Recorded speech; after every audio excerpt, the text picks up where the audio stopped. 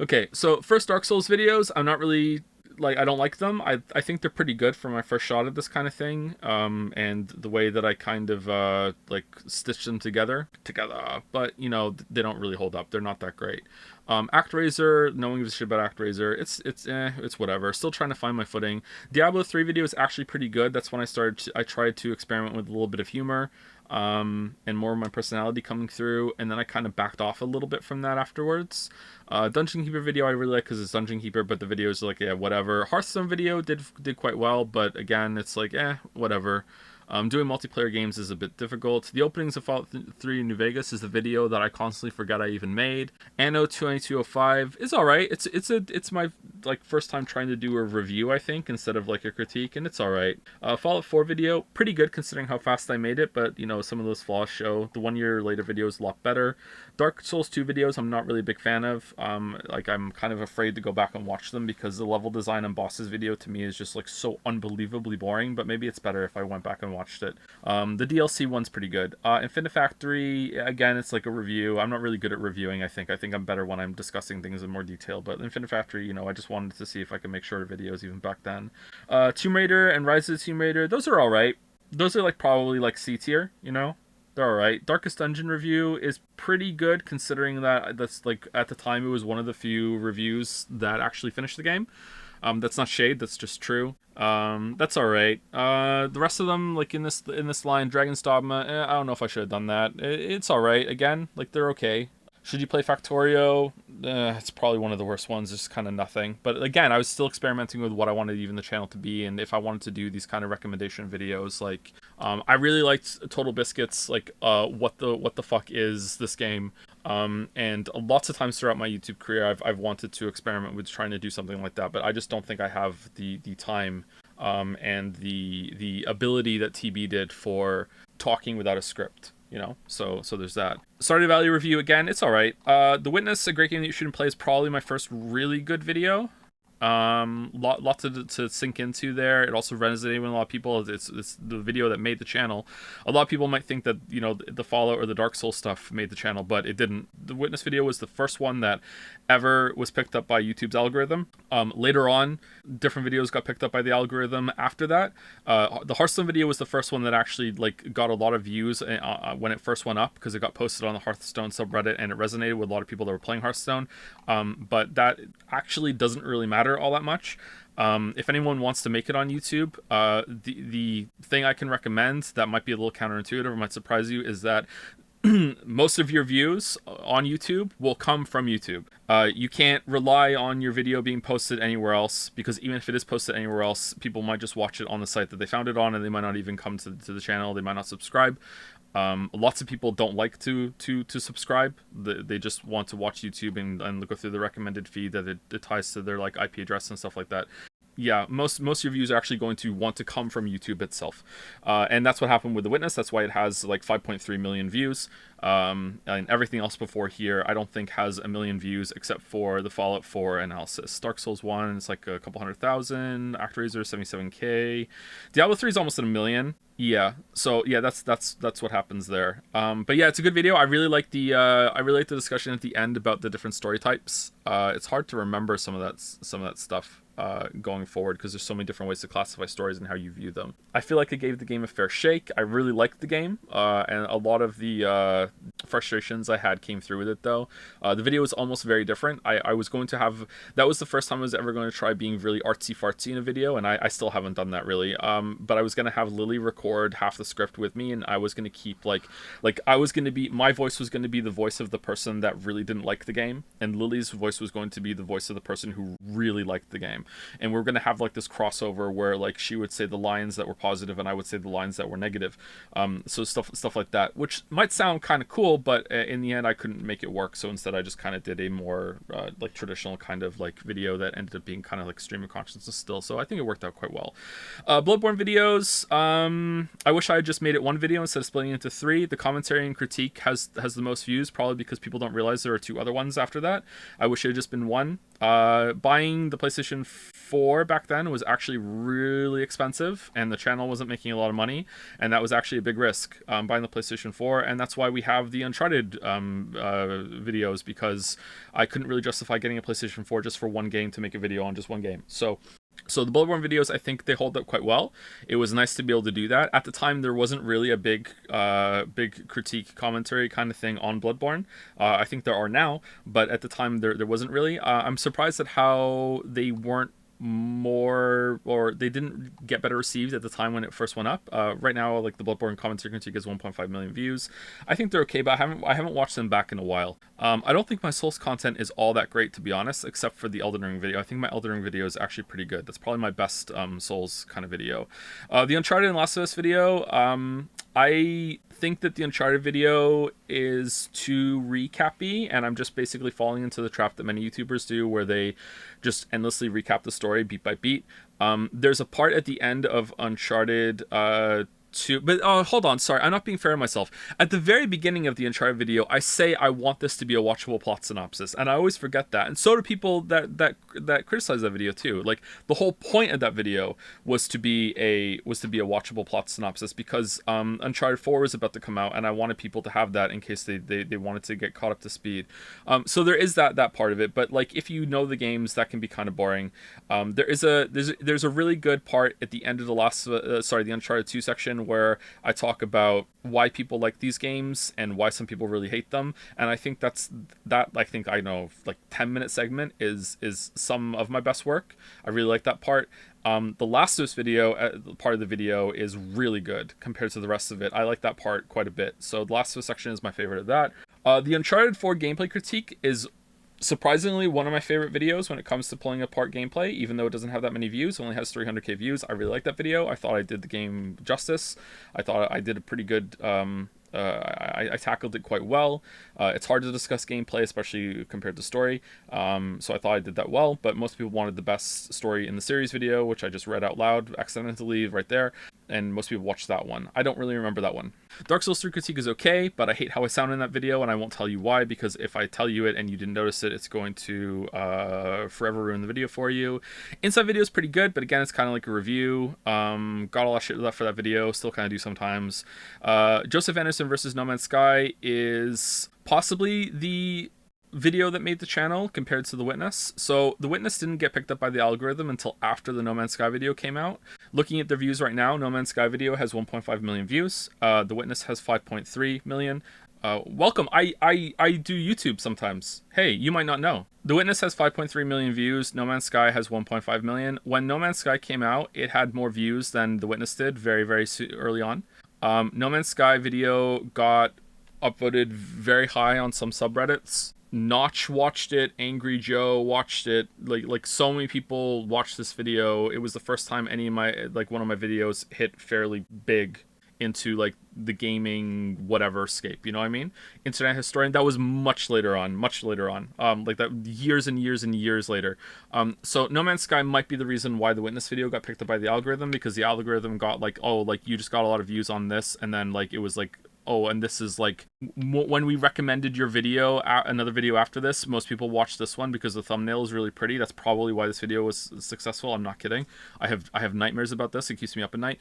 And then this got picked up, and more people watched this to the end than this one. So that was like why this has more views than this one now. I think the No Man's Sky video is one of my best ones. It's definitely in the top tier. Or at least the penultimate top tier.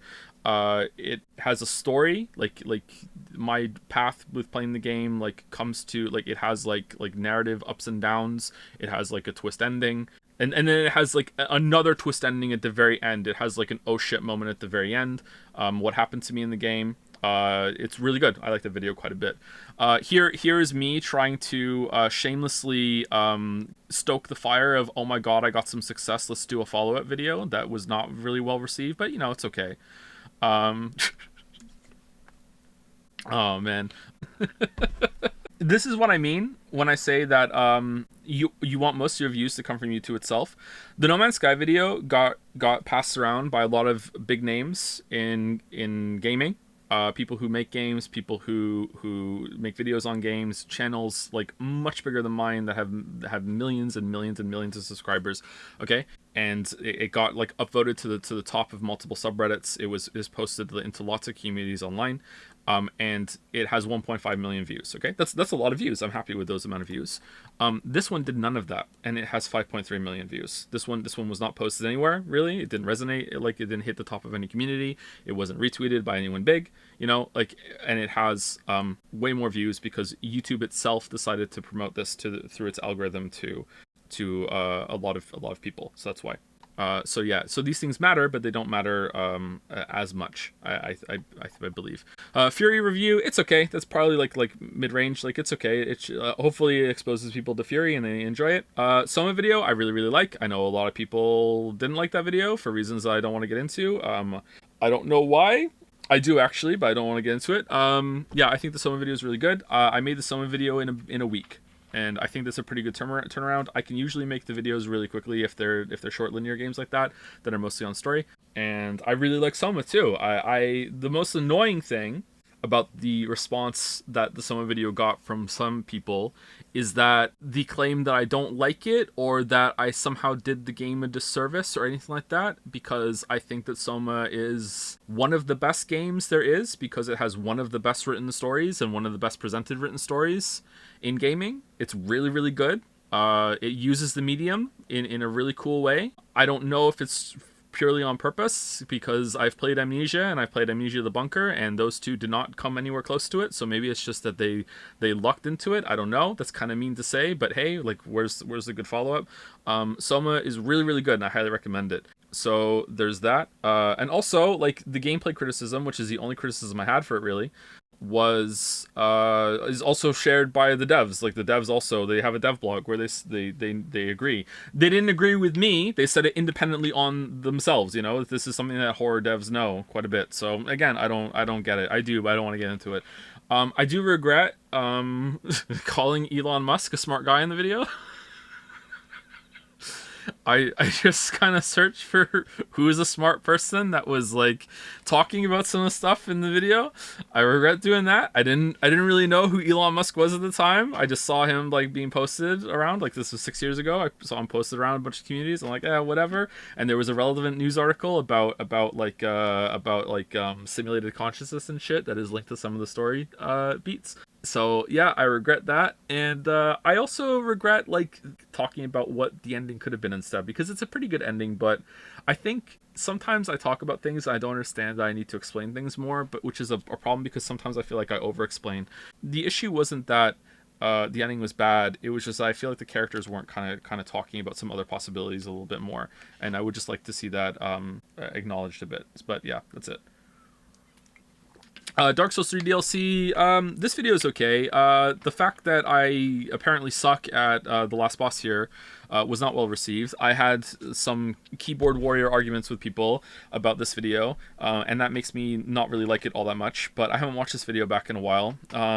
Apparently me saying that the value of money compared to other DLCs wasn't very good was a hot take, and I am wrong, even though I don't think I am, and we have to get into some like weird places, but yeah. Ashes of Ariandel video was also the moment where I decided that I wasn't really going to respond to YouTube comments anymore. I did later on. I broke that rule, and I wish I hadn't, but I got into some arguments on the Soma video too in the comments, and this one I decided I'm not doing it anymore. So thank you, Ashes of Ariandel video. I wish I had learned the lesson fully. I didn't until later. Fallout 4 1 Year Later is one of my best videos. I really like it. It's top tier for sure. It drags a little bit maybe at the beginning, but like it shows that I was growing as a creator when it comes to like putting more stuff on the screen, being a bit more flashy with editing and transitions, trying to think about music more instead of just like just having the music just play. For a lot of videos I used to just like music from the game like randomly into the timeline and turn it down to like minus like 25 decibels and then just let it play for the whole thing, and that was it. That's all I did. Fallout 4 1 Year Later was the part where it was the first video where I started to actually like think about what music sets the theme here from the game, how can I use it in the transitions. There was a part in Was it this one? I think it's this one where, like, whenever I went to a different chapter, I would play music from the game, and there was a part where it hit 1 hour long into the video, and I played 60-Minute Man. So like there was like kind of an inkling in my head about to do it before, but it wasn't until like around here that I actually started to care more about that. But yeah, this is a good thumbnail. This exploration combat gathering thing is not that deep of a realization and criticism, but I think I justify it well. Some people just see this as very, very basic, but like, hey, I think I justify it as we go into the video. Don't remember it all that much though. I like that, and it's also, I think it's my most watched video. 11 million views. Yeah, it's my most watched video. This one has 10 million, and then this one has the third most watched video, and let me tell you, that just like really fucks with me. But yeah. Oh man. So yeah, then we go into the Breath of the Wild video, not enough Zelda. I really like this video. I think it's pretty good. Didn't get as much hate as you might think when it first came out, but it did. It got some hate. I think it's better than the Mario video, but the Mario video was the Odyssey video was a bit difficult to make, which for reasons we'll get into soon. So yeah, I think the Breath of the Wild video is pretty good. I like this thumbnail as well. I really like the music in the opening. I like the transitions between the different chapters in this one. Again, like the lessons I learned from this one are seen here, and I did it better. But like with every video, I always try something new, and then I think after this, like I got away from the kind of chapter transitions a little bit, and I tried to do different things instead. Like up here, I wanted these to be more kind of seamless, and you just decide when you want to pause the video. For the experience, is not a very good video. Again, I was still experimenting with different things. Like, can I make shorter videos that don't have a like a game topic and instead have a broader topic? There's been lots of scripts like this that I've written that haven't come to fruition. I don't know if they're worth it or not, but I don't know. I don't remember much of what I said in this video. Maybe we should rewatch them all and see what we like. Ring City is just like this one again. It's just basically waxing poetic about how they didn't do much with the open world format, not the open world, interconnected world format. It's okay. It's kind of like bread and butter for me. Oh man, what a banger! The Lion, the Witcher, and the Patreon. Best thing about this video is the title. Yeah, let's not talk about that. I'm sorry. Fucking hell. The Villain of Edith Finch is one of my best videos. It's probably number one for a lot of people. I would say this video is better than the Soma video. I would say it's better than the Witness video. It might be my number 2 or my number 3. I don't know. I like gameplay discussions more. So depending on what I'm going for, it might not be in the top 3, but overall, I made this video very quickly, so that matters to me. I know it might not matter to you, but I made this video like basically in a weekend. It would have been out even earlier after I said it was coming out, but I think we lost internet that weekend or something, and we had to wait. I really like the game itself, even though it might not be a game, but I really like the What Remains of Edith Finch. I really like it. It resonated with me. My one regret about this video is that it's not longer. I wish that I had spoken. At the end of the video, I talk about how the beliefs of parents and grandparents can be passed down to generations, and this story is very much about what that can do to a family and how it can ripple out and have lots and lots of unintended consequences and effects. And I wish I had spoken about that for longer, because I feel like that was a good thing to talk about, and I didn't. So yeah, I wish I had done that. For a lot of people, this video made them understand the story more, and they weren't really clear on that, and I'm really happy to provide that. But I do worry sometimes that my take is not the intended take that the developers had. I think it is, but it might not be, and I worry sometimes if maybe too many people have just adopted my take because it made sense to them when that wasn't what the developers wanted. So hopefully it's somewhere in the middle, at least. I hate the thumbnail of the Edith Finch shit. This one right here, it was Fish before, and then I changed it to this one, and the algorithm loves this one way more than the Fish one. So like I changed it, and it got like so many more views. So I'm sorry that you don't like it. I preferred the Fish one too, but this one, like I changed it, and YouTube like rocketed it up with the views. Like it wouldn't have 5 million views right now if I didn't change it to this thumbnail. So that's that one. Prey, also one of my best videos. I have a high opinion of any video I made after Fallout 4 1 year later, apparently. Like after this is like there's not many videos that I don't like that I made. Steven Sausage Roll and Hob and Minute are kind of whatever, I guess. Let me go against what I just said just now. Yeah, there's some that I don't really love all that much, but the big ones I think I enjoy quite a bit. I really enjoyed making the Prey video. I think I did the game justice. I feel like I understood it really well. I got to showcase a game that some people passed over. It resonated with people, as we can see. It has a lot of views. Oh shit! Oh no, it has a lot of views. And that's maybe a mark that it did okay. Yeah, I like this video. I've watched it back a few times. It's probably one of my most rewatchable videos, maybe. I don't know, because like even I will rewatch it sometimes. I'll be like, yeah, I remember this. I really like the beginning. I like the pray through joke. It's good. I think it's paced well. Hollow Knight critique I think is also pretty good. I feel like we're kind of like losing steam here as we go through the videos. Maybe I should like pick it up a little bit. Hollow Knight critique, yeah, it's pretty good. I got nothing else to say. Cuphead was fun to make because it's the only video I think I have. No, it's not. I have 2 videos on here that are pure comedy, just pure shit posting.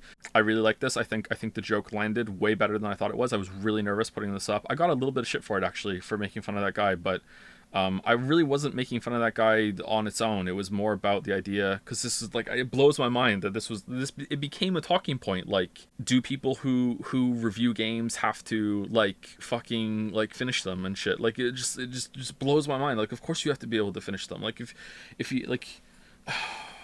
Like if you a good example that people were making fun of, but it makes sense to me, was like, if you can't drive a car, you can't review the process of driving the car. And that's true. You can still write articles about the beauty of the car, you can still talk about the craftsmanship of the car, you can still write articles about the history of the automobile company that made the car and all this other shit, but you can't write a review about driving the fucking car, because you can't drive the fucking car. So it's like it's really obvious to me, but like a lot of people, like, it became political because everything becomes political, and was kind of annoying.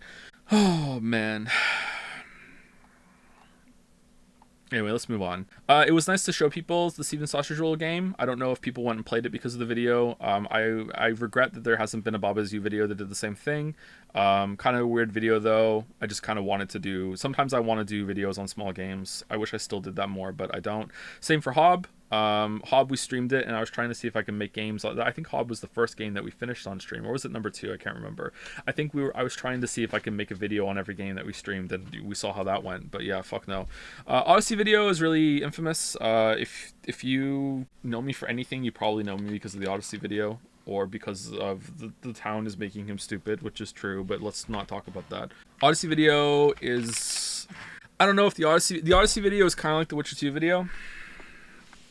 I don't know how I could have done it better without cutting things and then opening myself up to a host of other problems. In another universe, the Odyssey video is only like 45 minutes long, and it is full of like people saying shit like, this moon's awesome, no, you just did the bad moons, no, basically exactly what would happen if I just made the Final Fantasy 16 video without doing everything in it. You don't get it, the side quests are where it's at, it just like, I knew what it was going to be like, because I had experience with Nintendo fans doing the Non of Zelda video, and I knew enough even before that I had to like really make my case there. And I knew after the Zelda video, even though I went through and categorized every single shrine, I didn't show every single shrine, and a lot of people went against that. So like I had some examples, but not enough, that I knew going into this I had to literally do every single moon, and I did it. And honest to God, I think doing every single moon in the game when there is 880 moons in the game in 2 hours is pretty fucking good. But at the same time, it does become a bit of a slog halfway through because of that. But at the same time, what the fuck else was I supposed to do? So I think it's a really good argumentative piece. I don't know if it's a really good entertaining piece. I think the first half of it's pretty entertaining. It has an absolute banger fake out section that got a lot of people. But, after that, I can see why people might check out, but hey, my videos are not always supposed to be entertaining. Sometimes they're supposed to be more academic. But yeah, I like the video. I still get shit for it, but I think it's aged quite well. I would really like an Odyssey 2 that makes things better, but we still don't have it. But yeah. Okay, Subnautica video. I really enjoy the Subnautica video. This is like I really like, this is like, I don't know, like B tier. I really like the B tier videos where it's like I play a game, it didn't have to become this long, arduous, like fucking Fallout 4 like place. Like I put like Subnautica and Prey and on Hollow Knight and Soma. I put these videos in the same kind of place in my mind, whereas I lump like Odyssey and Breath of the Wild and Fallout 4 and The Witcher in a different place. Maybe it's just because the videos take so long. Like the Subnautica video did not take that long to make compared to like the Odyssey video, which took months and months. So in my head, it's like it's more of a streamlined, a much more focused kind of video. I remember when I made the Subnautica video that it felt like I was returning to my roots when it came to video making, which may sound really pretentious, but that's how it felt to me. It was like I was making like an older style video. It didn't have big chapters that separated things out. It was just me talking seamlessly about the game from start to finish. I had a lot of good examples on the screen. I was trying to experiment more with match cuts. I did that a little bit in the Uncharted video. No, I didn't. I did it more in the God of War video. I'm sorry. So this is where I really was starting to experiment with match cuts. I learned a bit of video editing stuff from doing the Odyssey video as well. There's my favorite cut of all time in all my videos is in the Subnautica video. It is, you might not even know it's there. I feel like it turned out so good. This is because the game was very it lent itself to what I was trying to do. There's a part in the video early on where I go up to I break through the surface of the ocean, and when I go back under the water, it splits to a different scene. It cuts to a different scene as you dive into the water. So when I did that, you might not realize that like when I went back in the water that it was a different scene underneath. We were in a different part of the ocean. So that's my favorite match cut I ever did. The second favorite match cut I ever did is in the God of War video, and we'll get to that in a second. Yeah, so I like the Subnautica video. But again, like frustrating. I like that it's exactly an hour long. Oh, what's the one where I had to say sorry to somebody because I couldn't believe that I fucked it up? That there's an extra second on that one. There was one video that I did that it was going to be like 1 2 3 4 5, and instead it was 1 2 3. That's it. The Fallout 4 analysis. I'm so sorry that the time on the video is 1 2 3 4 1. If I had known, I would have added 4 more seconds, so it could have been 1 2 3 4 5. I feel so bad about this. Like this pops in my head like honest to God a couple times a year, and I'm like, fucking hell, I wish I had added 4 more seconds onto the time. So it would have been 1 2 3 4 5. Like fucking hell, I feel so bad about this. Then after sometimes they're exactly like at an hour, and sometimes I purposefully put like a little extra time at the end because I don't want people thinking that I intended to make this exactly an hour and fuck you, that's what it was. Like so sometimes I add a little bit more. I don't know why my brain does these things sometimes. Anyway, so the Snowy video should have been 20 minutes longer, and this is one of the cases again where I wish I'd had the confidence and the foresight to realize that I needed to explain some of the points I had more. And this is such a huge struggle for me because everyone always tells me that my videos are too long and I belabor points too much. And then, sometimes it feels like the exact same people will then say, well, I have a problem with what you said here. And I'm like, okay, yeah, but like I thought you would have gotten it, and I didn't want to spend 10 more minutes, belaboring the point because you said you don't like when I belabor the points. You're like, fuck you. Like, so yeah, the Subnautica fans are insane. Subnautica fans are some of the worst fans there are. I don't know if they are the worst fans that I've ever had the displeasure to encounter, have to argue with. I don't know. They're definitely up there. I don't know if like maybe Elden Ring fans are worse now. I don't know, but yeah, like Subnautica fans are really really fanatical about Subnautica, and just like Final Fantasy 16, apparently like multi-layer, literal astronomic level coincidences that compound over the course of the whole entire story is just fuck you, bro. You just don't get it. But I still really like Subnautica, but the story was. It's also, I was surprised how many people cared about the story of Subnautica, but yeah. T-Rex Runner video, we're almost done, and then we can start playing Diablo 4, because I know you're all chomping on the bit for that. T-Rex Runner video is probably funnier than the Cuphead video. It has better jokes. It's also more obvious that I'm doing a bit. It also came out on April Fool's instead of the Cuphead video just came out wherever, I think. Yeah, so the T-Rex Runner video is pretty good. I'm very fond of the T-Rex Runner video. My favorite joke in it is probably at the very beginning. Hold on, can I play it? The first time you play this masterpiece. Did anyone else know there's a game based on the Overwatch? Okay, maybe that's my favorite joke. All right, my favorite joke in the video that I remembered is at the beginning. Hold on, it might be too loud. Masterpiece will likely be an accident. Google Chrome has a game hidden in its offline screen. If you're ever trying to load a page and your internet cuts out, you can press up on your keyboard to start this game. It's a cute infinite runner starring a T-Rex on a mysterious mission. I urge you to try the game out yourself before continuing because, as always, there will be full spoilers in this video. There will be full spoilers for T-Rex Runner. Yeah, I really like that joke. Good delivery there for me. Usually my delivery is not that great. Anyway, so like I really like that video. It was a lot of fun. Minute videos. I feel kind of bad that I criticized the Minute so harshly. It's a small indie game, but I was expecting a lot more from the concept, and I don't know if I should have made that video or not. Like, was it worth it? I don't know. Anyway, God of War Almost Masterpiece. This video is pretty contentious in my memory because this is the video that I was making when we moved to Moncton. And it had a lot of starts and restarts, and like I almost lost all the footage when we moved here because I was an idiot. I don't want to tell the story because I look like a fucking idiot, but I'm gonna say it anyway.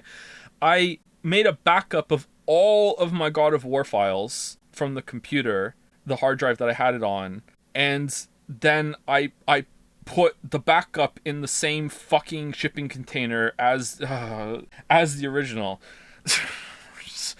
I had other backups of some stuff, but not. I had a portable drive, and I had the backup of the script and the video I had made so far, but I didn't have a backup of basic footage, so I would have had to have played the game again. So I did have another backup, but it worked out okay. They all got here. Seems you don't know the point of backup. I was so stressed, my weeb. I'm sorry. I know. I understand the point of backups. It was still a mistake. Don't get me wrong. Really dumb moment. But like moving here was so stressful. Okay. Like, oh man. Like this video took so much longer to make than it should have. It's also like at the time it was my longest video, right? 3 hours. Yeah, 3 hours. I also tried to be more creative with the editing, which was stupid for a video this long, but that's a trend for me. Yeah, I like the video a lot.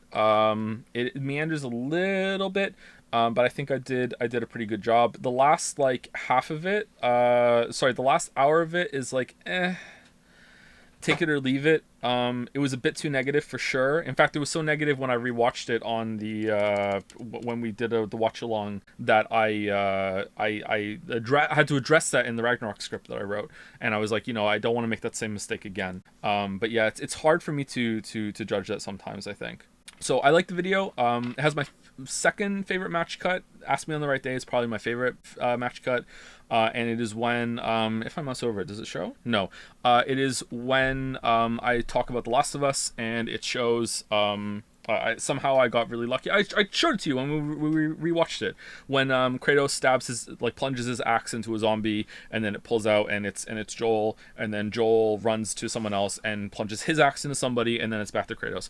That's probably my favorite match cut. Like, it's between that and the one in Subnautica. I really like that. But yeah, we already went through that, so it's fine. Why horror games don't scare me? I still to this day do not understand the response this video got. I don't get it. It says right there in the title, me. Apparently, I'm still talking objectively. It says this title has not been changed. This is the title it always has been, always will be.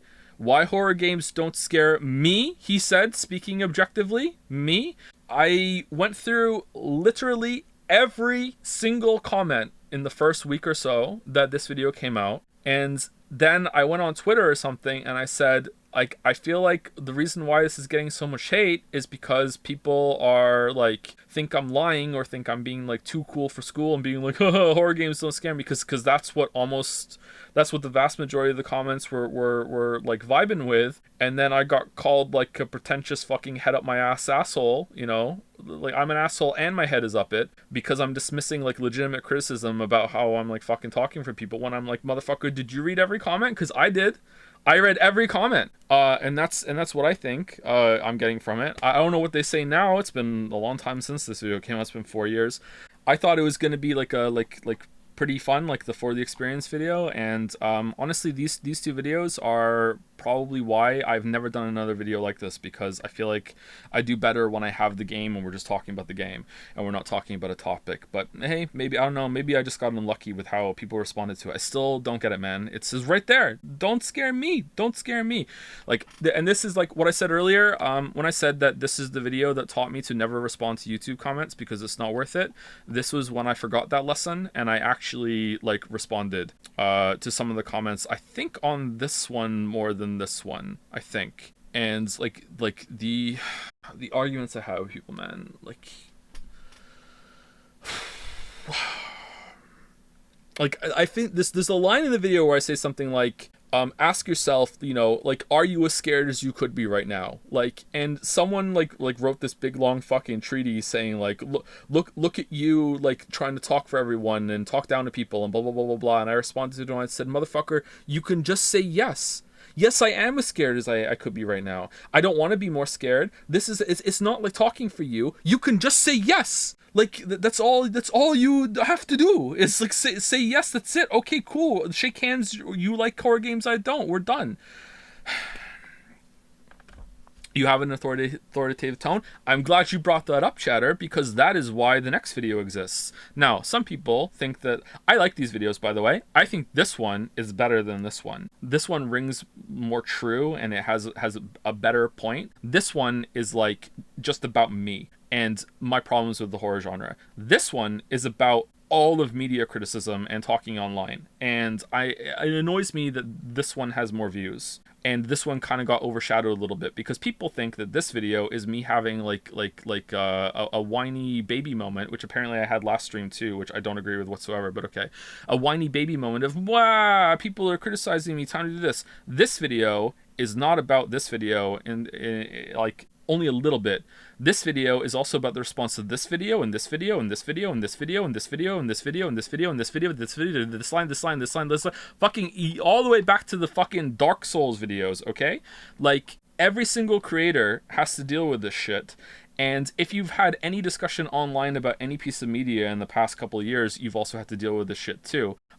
I saw people falling for this trap in discussions on the Final Fantasy 16 subreddit when it came to stuff like, oh well, what do you think about the game? And people were like, well, that part of the game is really subjective, so I don't think that matters, you know, whereas this other part, you know, like in the spectacle, it's objectively great.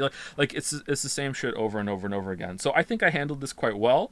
You know, it's pretty short. Especially for me, it's only 14 minutes long. It's below 15 minutes. Had to be above 10 minutes though for the YouTube ad revenue, right?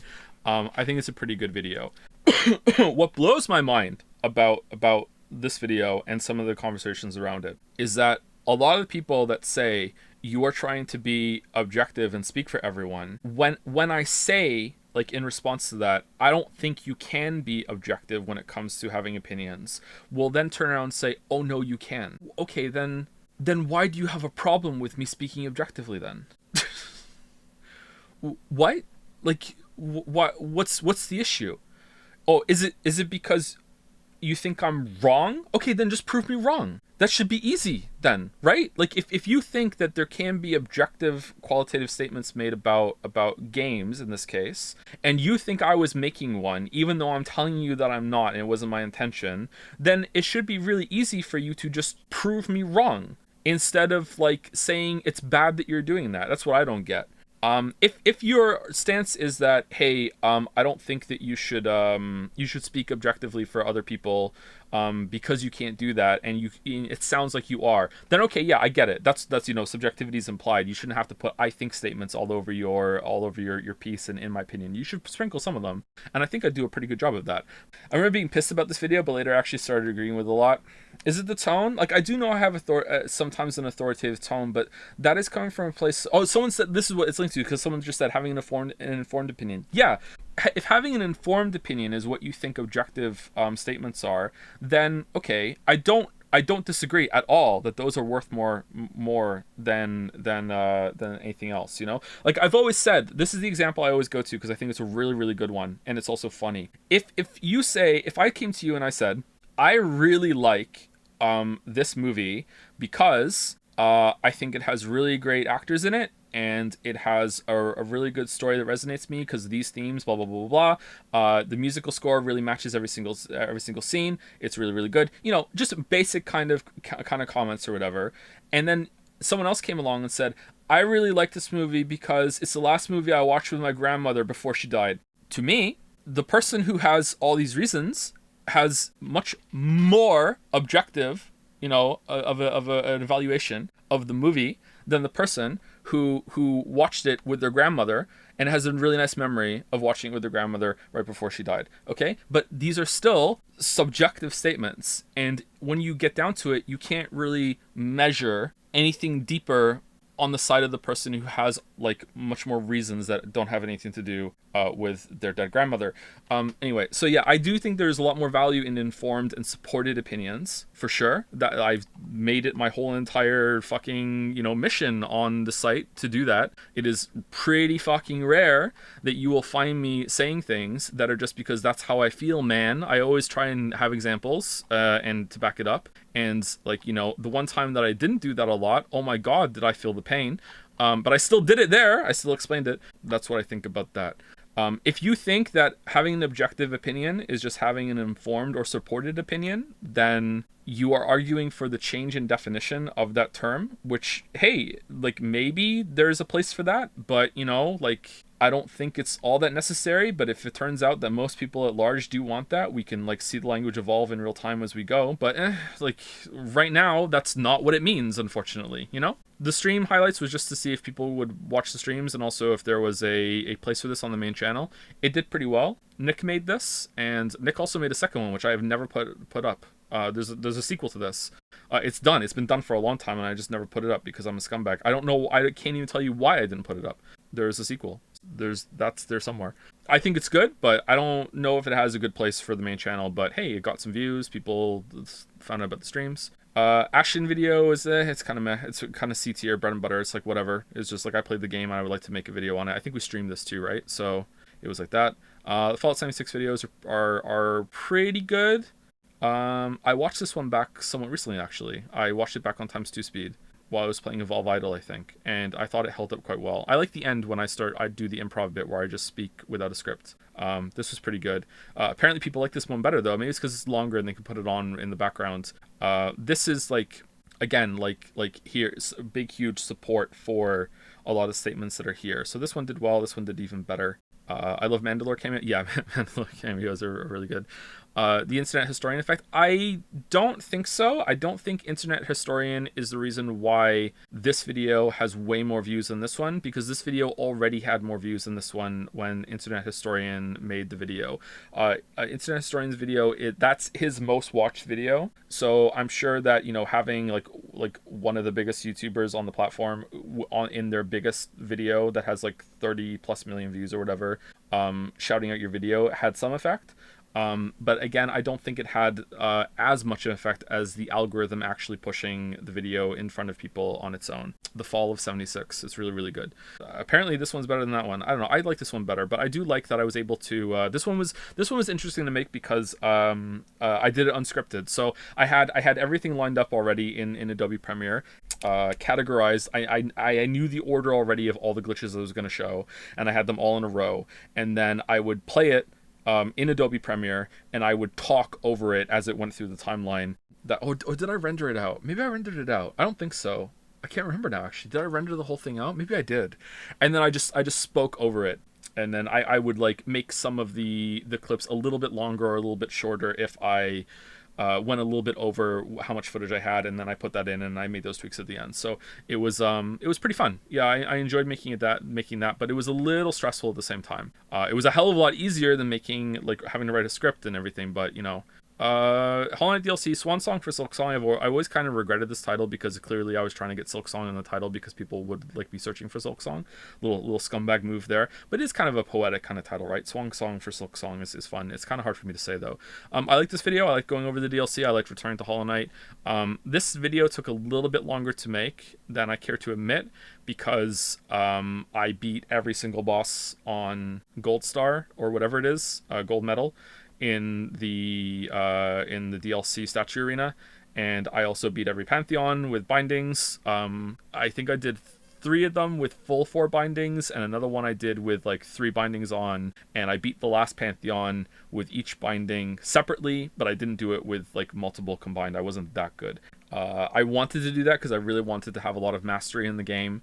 And I wanted to look, I really conquered this game for the DLC, and I really liked the game too. I enjoyed it, but that did take me, I think that added maybe a week or two onto the video production, because I was playing the game a lot to try and to get through it. You beat P5 with each binding. Jesus, not all together. I beat the Pantheon 5 with with the nail binding, and then next time I went with the charm binding, next time I went with the soul binding, that sort of thing, one at a time. I think I did that. I'm pretty sure. Have you already decided which class to pick in Diablo 4? Are we playing Diablo 4? Diablo 4. What about Radiant bosses? I beat them all, Radiant bosses, yeah. Like in the statue room. Yeah, I did all that. And I did the other four Pantheons, all 4 bindings on at the same time, except for the 3rd Pantheon, because I can't beat the Collector with all 4 bindings on. I just can't do it. Like, holy fuck. I can't do it. Like, I think a lot of speedrunners say that that's the hardest boss with all 4 bindings on, isn't it? Like, I can't do it, man. Like, it's so fucking hard.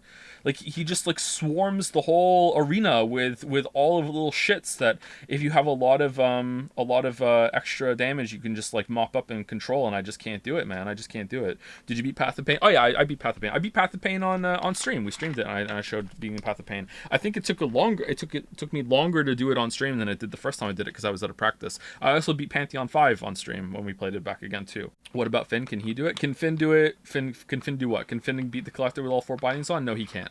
He hasn't beat Pantheon 5 yet. He can't beat Absolute Radiance. He's beaten every other boss except for Absolute Radiance. I think he's beaten Pure Vessel on Radiant mode. He's pretty good. Right now he's playing Terraria and Metopia, so he's kind of out of Hollow Knight. And he did that a while ago, like about a 6 months ago or a year ago. He did most of that. So yeah, he's really good. Playtale Innocence. Okay, so Playtale Innocence video is in the same kind of I didn't do Forager. Forager again is kind of like whatever. It's like Ashen. Like I wanted to do a video in a weekend, and I picked this, and I was like, this looks like I might enjoy it, and I did. It was okay, and I did the video on it, and it was like, I don't know if there's a place on the channel for more videos like this. I know it's been a long time since the last video, and I know people will be like, any content, please, oh my god, any content. I'm like, really though? Any content? Like, do you want a video on fucking Dredge? Like, do you? Like, maybe you do, I don't know, but at this point, I think any upload that isn't either Witcher 3 or is like a teaser for Witcher 3 or is another video that at the beginning I say, it's coming, I swear to god, is going to be poorly received. So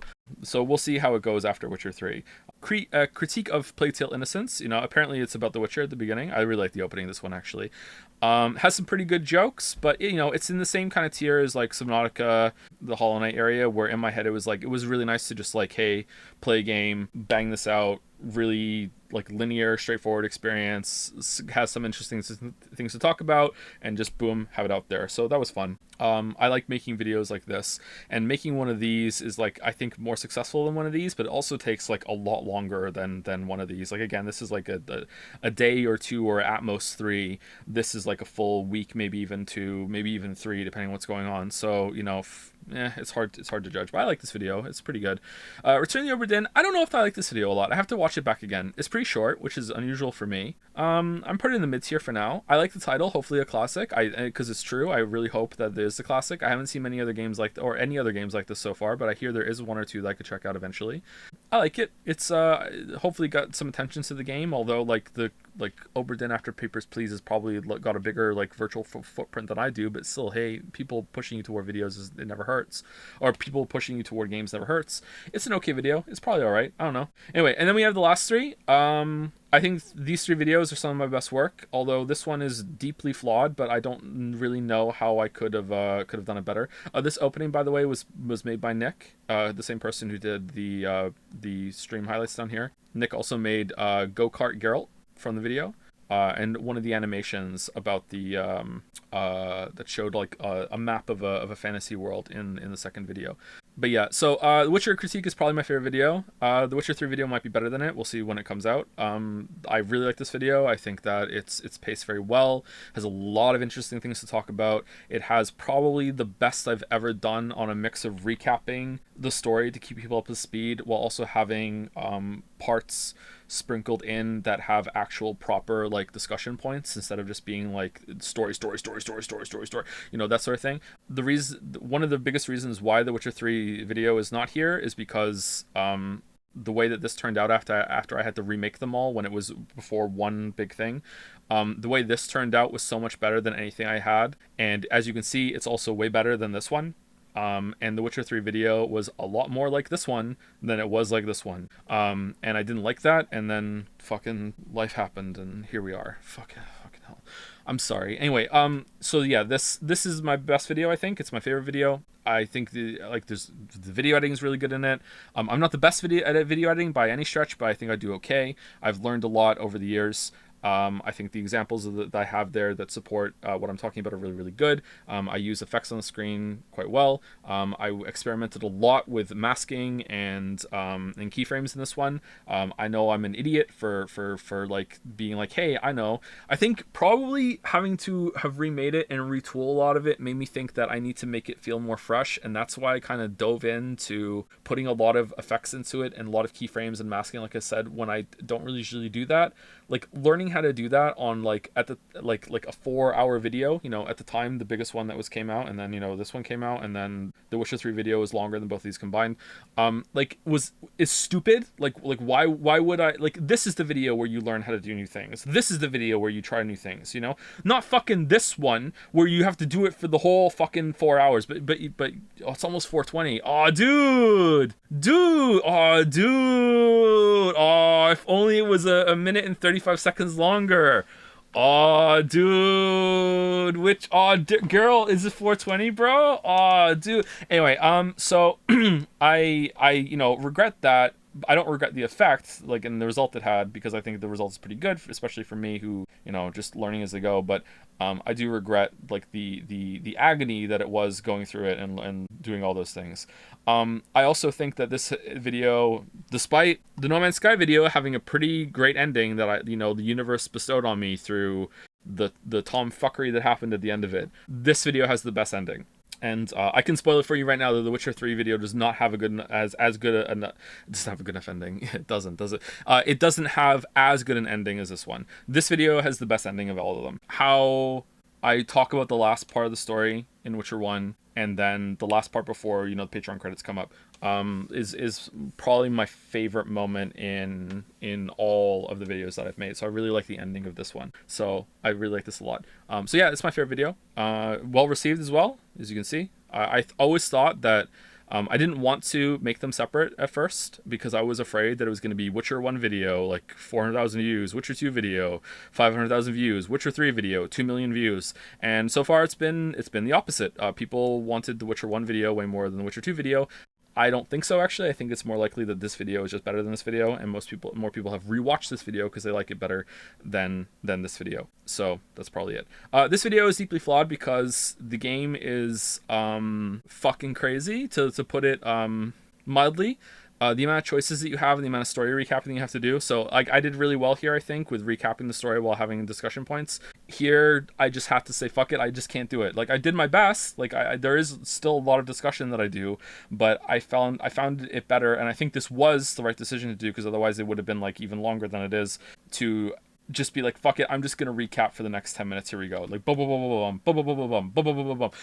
So, like, instead of trying to sprinkle it in too much. The Witcher 3 video does that too, except I really cut it down to being as succinct as possible. You can actually time how much I spend recapping in the Witcher 3 video, because I timed it. Like, I actually went back and I recorded a bunch of lines as I'm recapping it, and I said, this was a 10-minute recap of the story in this section, you know what I mean? So you can actually figure out how much it is, and it's a lot better of a ratio than this one, like, by miles. However, like, I feel like I did handle it quite well. I saw a lot of the different parts of the game. I explained it quite well. I hated making this, remaking it, re-recording it. At the same time, there are a lot of the parts of this video that I like. I did a lot of creative video editing in here too. I like the use of music in both of these videos as well. I remember them fondly now. I don't hate the video anymore. I used to hate the video, but it was received quite well. People seem to like it. Some people do think that it had too much recap, and I agree with that, but I don't know how I could have done it any other way. The combat section in the Witcher 2 video is, I think, some of the best gameplay work I've ever done. I've really liked pulling that apart and showing what was wrong with it. I was a little nervous, actually, that I'd been wrong about some things, because I don't know how to pull apart a game on the programming end to see for sure, but with a lot of comparisons and a lot of like studying the game, I think I hit it on the head with how the game works. And Witcher 3 also works a lot in the same way too, so I had a lot of comparisons to make there. So I was able to pull from like World of Warcraft experience with that too, and I always like it when I'm able to like draw from different games, sometimes in wildly different genres, in order to make comparisons and talk about things. Like I even got to talk about Star Wars: The Old Republic, the MMO, in this video, and I really enjoyed doing that because that's something that I learned a lot from playing that game even before I had the channel. So yeah, not my favorite video. I would put it probably in the B tier, high B tier, but I do like the video, and I hated it before, so that's progress. And then there's the last video. So Elden Ring video, oh man, I've gotten a lot of hate for this video. I think it's a really good video. I think I presented my points well. I think I supported them well.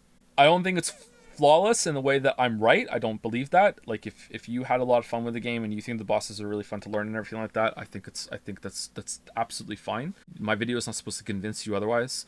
But I think that for anyone who isn't a high level, like almost speedrunner, or is playing the game like almost to like a Devil May Cry, I want to do it flawlessly level. First of all, I think there are better games to do that with, but hey, if you really like that game, I really like Elden Ring, and you like all the bosses, then that's cool. I'm really envious, and I'm happy that you have the experience. But like anyone who's played all the games just a couple times and that's it, and hasn't like lived and breathed Dark Souls and wants to pull the fights apart, Elden Ring is not a very good experience, and I'm yet to see any solid examples that counter that, or any good arguments that counter that. And believe me, a lot of people have tried. I've gotten more DMs about this video than I have any other video. I've gotten more just like one step away from fucking death threats over this video than any other video, I think. There are people that don't understand some of the things that I say, and I get it. It's a long video. I get it that it's easy to forget something that I say, and sometimes I'm bad at this, but I don't think I did that all that badly in the Elden Ring video.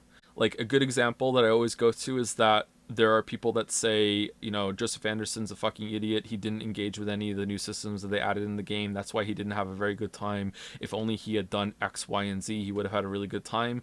When in the video, I go and talk, I don't know, is it at least 10 minutes? Is it even more than that? Where I say, I did a second playthrough where I did X, Y, and Z. I used magic, I used items, I used summons, I used different weapons than I usually do. I did a whole ass second playthrough where I did all these things, and I show myself killing the bosses in the examples, and I'm like, hey, it was okay, it was a fun time in parts, but it was deeply flawed, and I didn't have a really good time doing it, and yet people just ignore that part as well. I feel like there is a much bigger discussion to be had when it comes to the Souls games that I could do, but I don't really want to do. I wrote a script kind of like this once about the difficulty in video games, which is that when you play a game like the Souls games, fucking hell, my banner's awful, isn't it? Someone sent this to me in the first year that I had the channel, and I'm like, okay, thank you, and I just never changed it.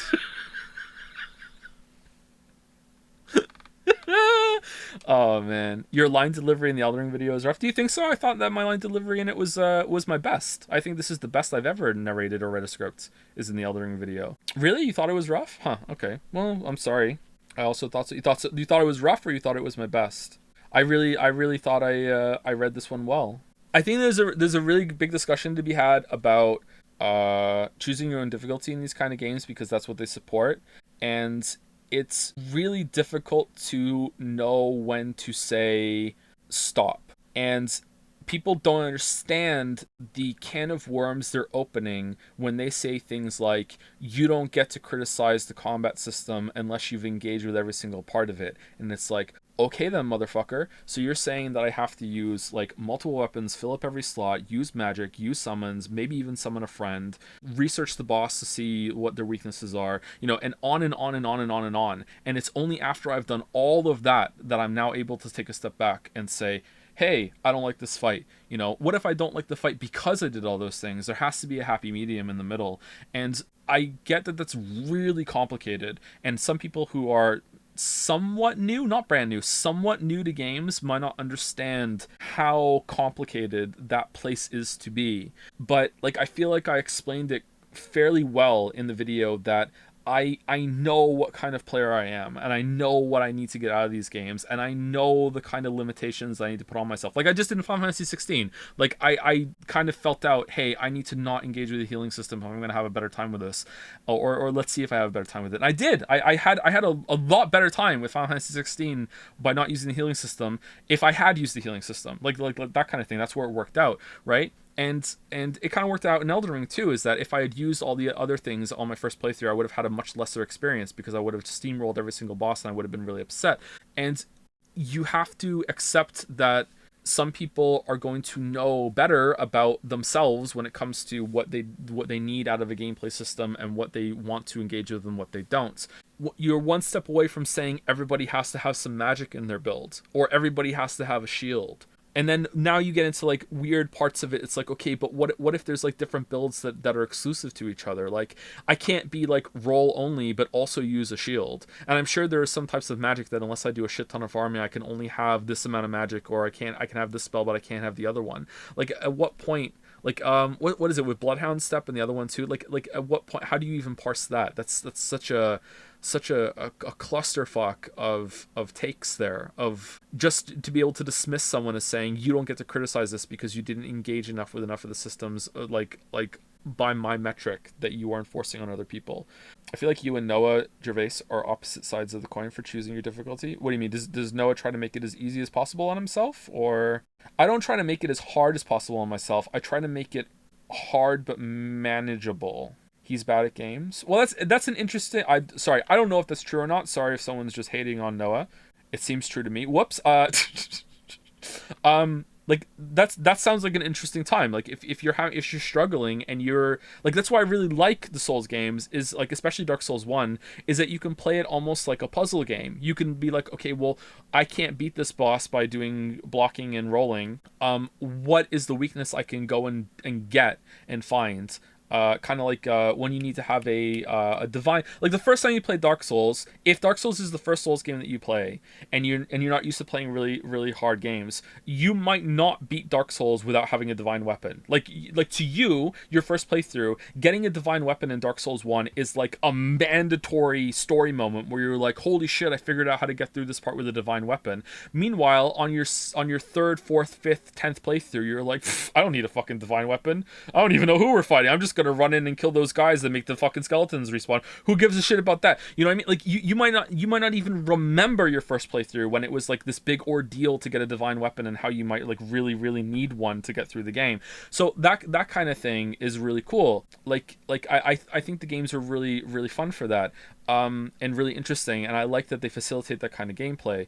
But if you don't like that anymore, and you're trying to play the games that like with all the knowledge and ability that you've brought, and the games don't let you, but then when you do finally, like let's say you give up and you're like, okay, well I'm going to try and make it easier on myself, and that still isn't fun, then that's where the problem comes in. Anyway, yeah, I think the video is pretty good. I would probably put it in my top 3. It's absolutely my best Souls video. My other Souls videos are not very good.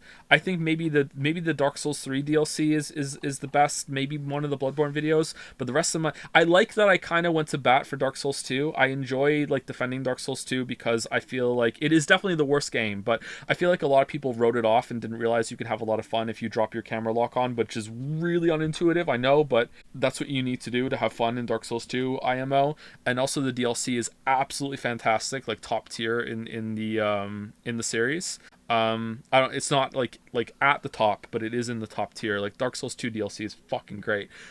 Elden Ring is easily to me my best my best. Is that still there? That needs to be dropped. Is fucking hell, I didn't know that was there. You know what? The Twitter needs to be dropped too. I'm not going on Twitter anymore. This is my best Souls video for sure. I thought I did a pretty good job with it. Yeah. I wish, man, like I had so many conversations with people, and I'm like I had a couple like high end speedrunners coming to me and being like, the community is laughing at your video and they think it's shit. And then we went through it, and I engaged with it, and some of them were really nice, like they were constructive, but they were clearly kind of like annoyed, and they didn't, and maybe they thought I was going to be aggressive with them, but I didn't. I had a good conversation with a couple of them, and we went through some of the frame analysis and everything, and like and they were arguing in really good faith. Like some of them even came to me and said, your frame timings that you think are actually too generous in favor of the game. I mean, what do you mean? And he was like, you think that this you have like in the video you said that there's like 18 frames to respond to this attack after the telegraph. It's actually 15 or 14 because there's frame lag from when you have the controller input, and we account for that when we make the games. And I'm like, oh, holy shit, like this is such good faith like engagement with the video that I made. Like we're actually having a good conversation. Like it's so rare that I have this good back and forth with people when they disagree with the content. But then I like, why can't you understand that this video isn't for you? You know what I mean?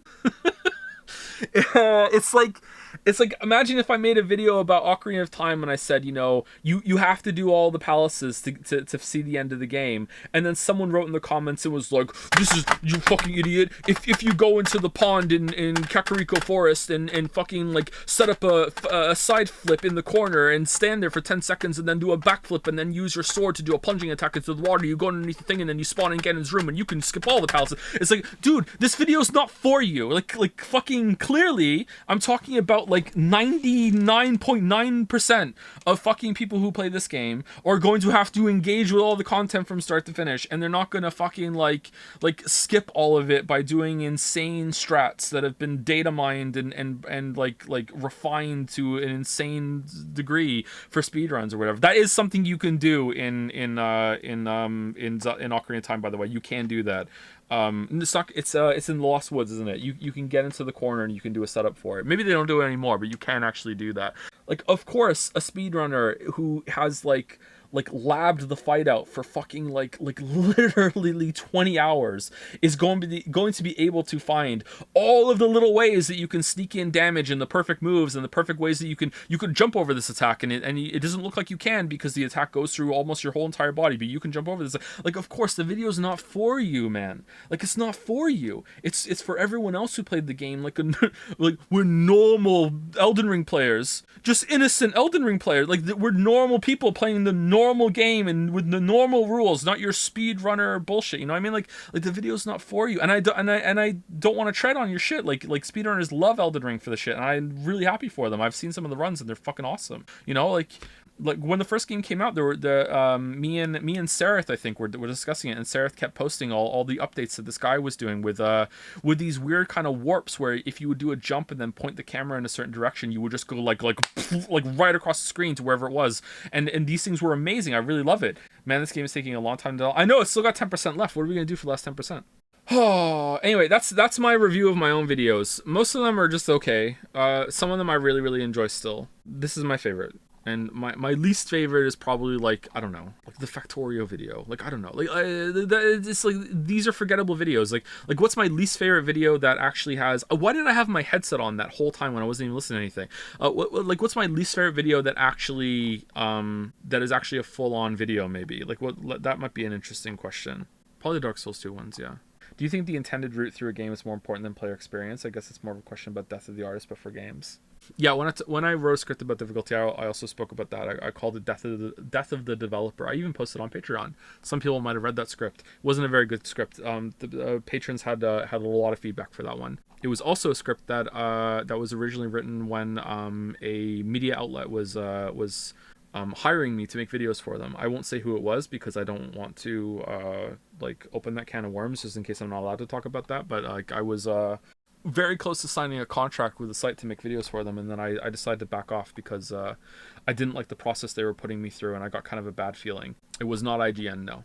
I do think that the intended path matters, but I'm a big supporter of the idea that when you play games, you have to find your own fun. The player, just like when you have full control of the camera in any game, you are responsible to some degree for controlling that camera. You can't just take your thumb off of the right stick and be like, "Ah, fuck it, bad camera." Like you learning how to use the camera is a skill that every gamer needs to learn, and you need to develop that skill. And if you're not developing that skill, sometimes you're going to have a bad time, and it's your fault. I think that it wasn't Forbes. I think that finding your own fun within gameplay systems, even if it means like going against the intended route or anything like that, is also a skill that you need to develop, and you are in some part responsible for finding your own fun and making the best of games. I think I spoke about this a little bit in the Rise of the Tomb Raider video, where I said that if you are playing a game like this and you've played a lot of shooters and you are just playing it in the most boring ass whack-a-mole way of just staying behind a wall, popping up, boom, boom, boom, boom, and you're not engaging with the movement system or anything like that, then you're not really engaging with it well. Now you might call me a hypocrite for that, because it's like, okay, well, why aren't you engaging with the systems in Elden Ring then? Well, I was, and I did, and when I did do all the systems, I didn't enjoy them, and then I backed off from them, and that's the problem there. And in most games, I try and do that. So it doesn't mean that there's always going to be fun to find, and it's going to be always going to be a balancing act. But I think you are responsible for doing that. I like the Dungeon Keeper vid. Yeah, it's one of my first videos. I just love Dungeon Keeper, so it was nice making a video on that game. I like that I got to showcase the mod campaigns that can come with Keeper FX now, because Ancient Keeper campaign is just like, oh man, I learned so much about game design from playing the Ancient Keeper campaign, man. Like how you can like take things to like it's like, again, it's like a puzzle experience. Like there's so much cool shit in there that uses like bugs and glitches and like testing your game knowledge on how to get through the game. It is such a cool experience. Definitely don't recommend it for everybody, but yeah, it was really good. The Final Fantasy 16 hater is logged on. It's me. How's it going? Hates Final Fantasy 16. Did I say Final Fantasy 6? I meant it was 6 out of 10 is in my head. That's why. So I am 3,000 words into a script on Final Fantasy 16, trying to do a what I'm going to dub a quick-teak instead of a critique.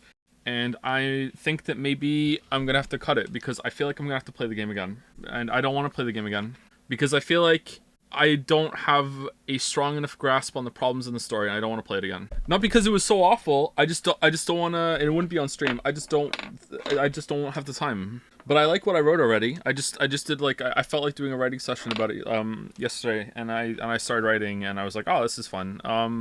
Watch the story on YouTube. I could go through the story again with my footage, although I would have to re-record some parts of it because I'm talking over it with my footage.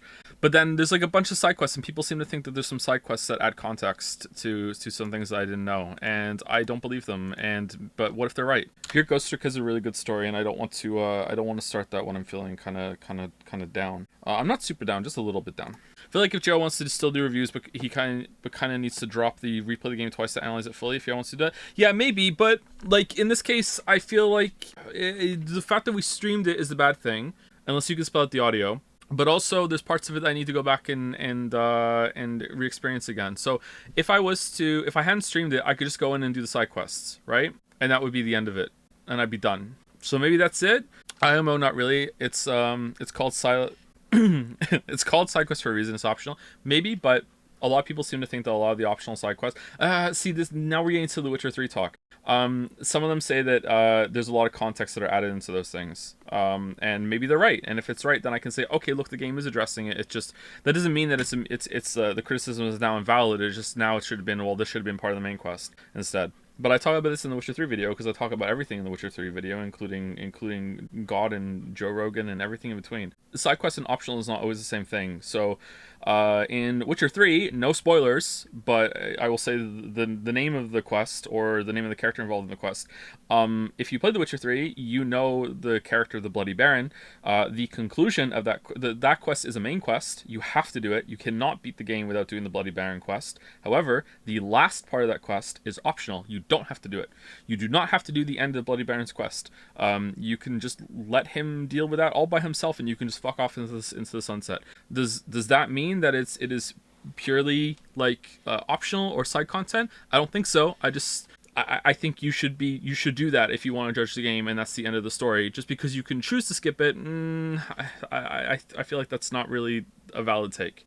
You know, like if someone was to do a critique or a story discussion on The Witcher 3, and they said the Bloody Baron questline, you know, it was pretty good, but I feel like it's lacking in a good conclusion. And then someone said, well, that's because you didn't do the conclusion. And then someone was to respond with that, well, it was optional, so I didn't have to do it, so therefore I can criticize it. I'd be like, I don't think so. That's what I mean. Are we talking about Evolve Idle, Joe? No, we're talking about Witcher 3. What race, species, whatever do you recommend for someone new to evolve? Either a plant or a fungi. At the very beginning, pick the fungus one or the chloroplasts one. Those are two good starter ones, because it'll help with farming. Because farming's kind of a pain in the ass when you first start the game. Done Ascension yet? No, I'm gearing up for it. I'm at 122% mastery. The last couple bioseeds I've done have given me like, I don't know, almost 8% mastery each, because I'm just like hitting all the achievements with it on 4-star, like multiple planet types that I didn't achieve greatness on yet, with a different genus. Also getting like, I got heavyweight champion, I got Verrazano, I got creator, like all these on 4-star. So I got a lot of mastery from that. The game is downloading, by the way. That's why we're not playing it. It was weird. I bought it. And then after I bought it, it said you already have it. And I was like, what? I didn't buy this game. So I don't know if it bugged out on the purchase or something. I don't know what's that about. I'm gonna have to be careful though, because this is my old Battle.net account that I used to play World of Warcraft on. So I'm gonna have like block that, or like appear offline or something, or like I don't know what to do. Like like I don't want people DMing me being like, holy shit, haven't seen you in like 5 years. I'm like, yeah, how's it going? You know, I don't want that to happen. So, but I played Diablo 3 and I like Diablo 3 well enough. I've played a lot of Path of Exile. I really like Path of Exile, but I also hate Path of Exile, which means I'm a real Path of Exile player, because I really like it and I also really hate it. It is such a shit game that I really enjoy playing. Yeah, Path of Exile is a weird one to play a lot. I'm really interested in this genre because to me, Vampire Survivors and its ilk are also in this genre, and some idle games are also in this genre. To me, they're kind of lumped together. They're related. You know, not exactly the same, but they're related. So I enjoy thinking about this genre quite a bit. So that's why I want to play this while it's out and before it goes into seasons and gets updates, because I want to know what it was like when it first came out. Is Cookie Clicker in the genre? Kinda, yeah. It like number go up, yeah. Incremental progress. Doesn't have to be an incremental game to have incremental progress. How did you feel CD Projekt Red making the DLC villains more compelling and formidable than the main ones in The Witcher 3? Yeah, I think it's both a good thing and a bad thing. It's kind of weird. It bothers me a little bit, but the main villain in Witcher 3 fucking sucks. So it's good to have much better ones in the DLC. Although Hearts of Stone is way better than Blood and Wine.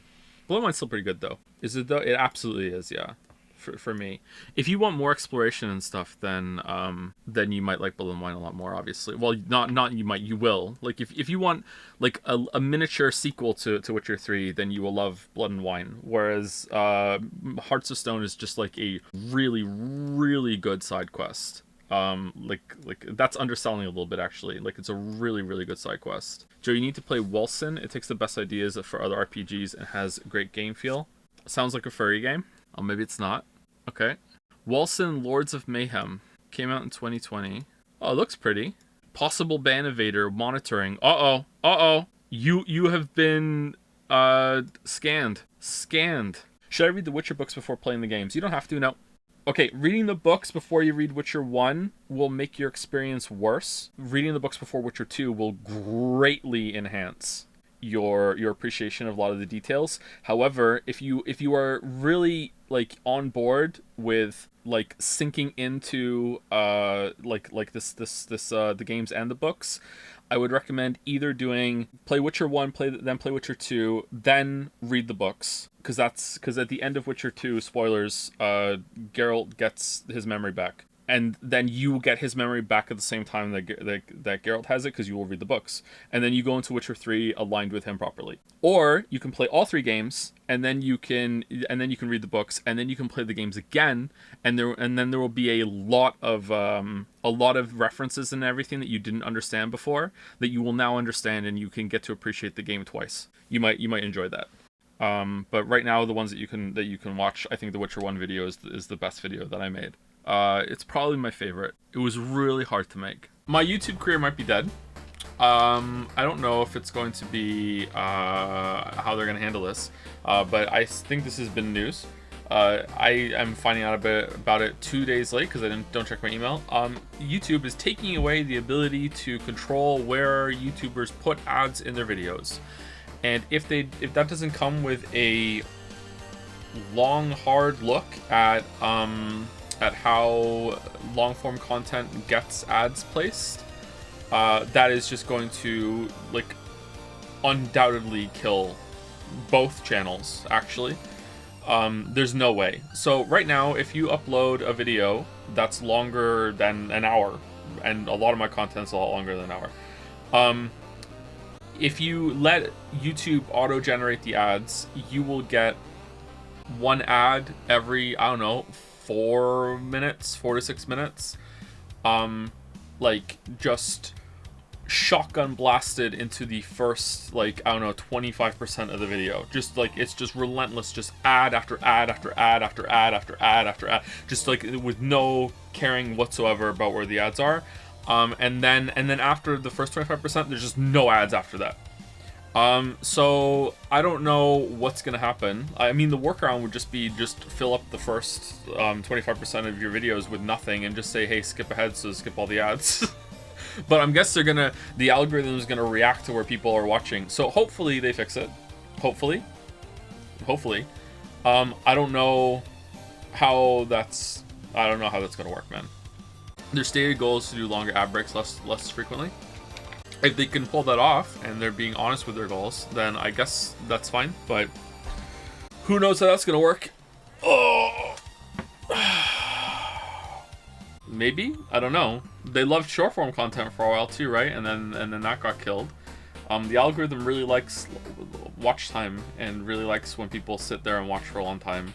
But then their auto gen on the ads right now, and has been for a long time, is not good at all. So I don't know, we'll see. TikTok Shorts are the new long form. Yeah, going through, getting sucked in by a lot of short videos seems to be something they're trying to do too, and it works, man. Like I can't do it. It happened to me today. There was a YouTube short that caught my eye, and I watched it, and before I knew it, I had watched 8 more. And I have to actually, I was lucky. I stopped myself after watching 8. I was like, wait, hold on, I'm shorting again. Stop it.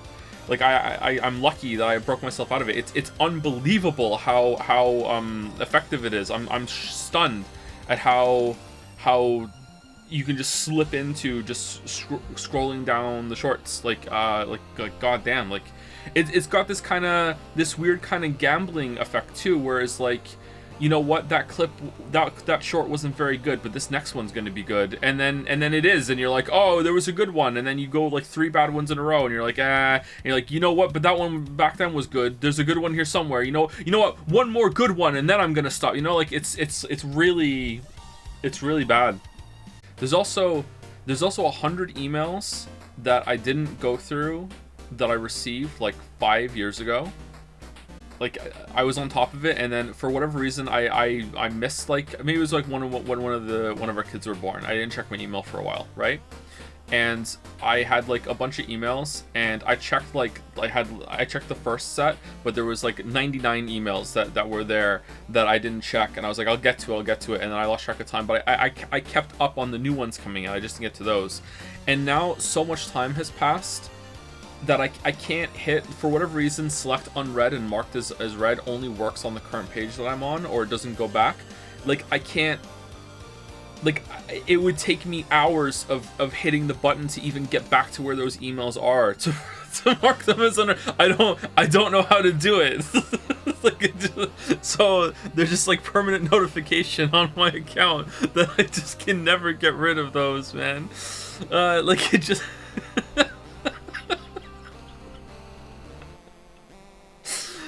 This is a scene from a dream I had. Joe Dream fan art. Hope you like it. Yeah, there we go. Now here's the real question. Was the wing sauced? If so, what sauce did Joe subconscious select? Anything other than buffalo parm is wrong. But knowing Joe, that wouldn't be her first mistake. I think today's comments, this week's comments are from Jelly. But yeah, this is a dream I had about finding a chicken wing in a contact lens container, which it looks exactly right there. That's right on. Do I have a mouse cursor on stream? Let's see. 5-second delay. Yeah, there it is. Okay, good. Look, Lily, they forgot to take the chicken wing out when they made the contacts. Very true. NL never does fan art. Well, NL hates his chat, so I'm not surprised. Anyway, let's go back to the number 1, and we'll see a flash of the loot fan art as we go. Boom. Oh, it was really quick. All right, here we go. So, courtesy of Madison Bake, I made that expression. Howdy hey, Jelly here again. Back to stir the pot. Very timely Game Jam 2023 reference, and serve up a piping hot bowl of fan art. Today's showcase includes the following content warnings: dragon ass, imminent vor. What? I didn't see that one when I skimmed to check the quality. What? Extended chanification, extremely minor Xenoblade spoilers, and gender transition, which is also chanification. If you think about it. Now that we've gotten that out of the way, back to what the fans really want. More of the true Anderson stare. So here is the Anderson stare in somewhat in emote form, looking kind of smarmy there, kind of smug, yeah. And here we go for this one. We'll go back to Maddie in just a second. Just boom. I think we're actually just going straight into curse now instead of blurst. Courtesy of Adros. First ever fan art I made ever. Hope I didn't miss the fan art of a fan art. Chad Dragon Daddy Bandwagon. What? Goddamn, such puffy cheeks. Welcome to the community, Adros. Happy to have ya.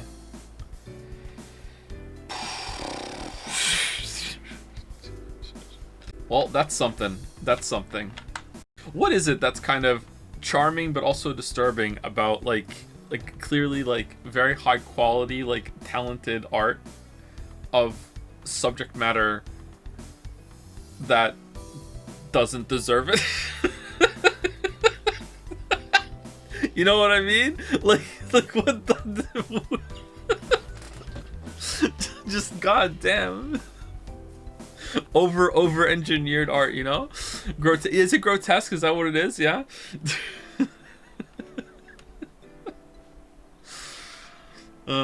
Joe, please move on to the next art. No, what do you mean? No, we're zooming in. Look at the eyes. The eyes of possession by Joms. God damn. The deets. God damn. Who drew Joms? I believe it was me, right? I drew Joms because I own the rights to Joms. I did. It's me. It's me. Top Lolly was the original owner of Joms, but I don't know if Top Lolly drew the Joms that we use today, or if it was just like that was like a spin-off of a proto Joms that I have never seen. I think courtesy of uncredited artist Chan. Greetings, fellow astronauts. This is a very powerful image. And yet there remain puffier cheeks to discover amongst the stars. I think I'm not at all biased when I say uncredited artist Chan is one of our one of our best and brightest. It's good for the soul to see new art from them. This is why we desperately need to level up and switch to very easy so we can be naked astronaut. What does the council think? How low am I allowed to set the difficulty in exchange for not being allowed to wear armor? Like, you can't expect me to play the game on very hard in a Bethesda game with no armor and no helmet. Like come on. We accept normal. Are you still mad at me for making you play on very hard? I am, Niagust. I am. Yes. Anyway, let's zoom in on the highlights. The sideways stare.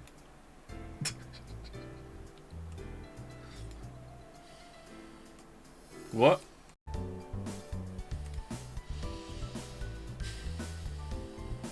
Courtesy of Harmva, since Joe finally transitioned, what? I decided it would be, in Minecraft, I decided it would be a good opportunity to draw a gender-bent version of Joe's dragon persona.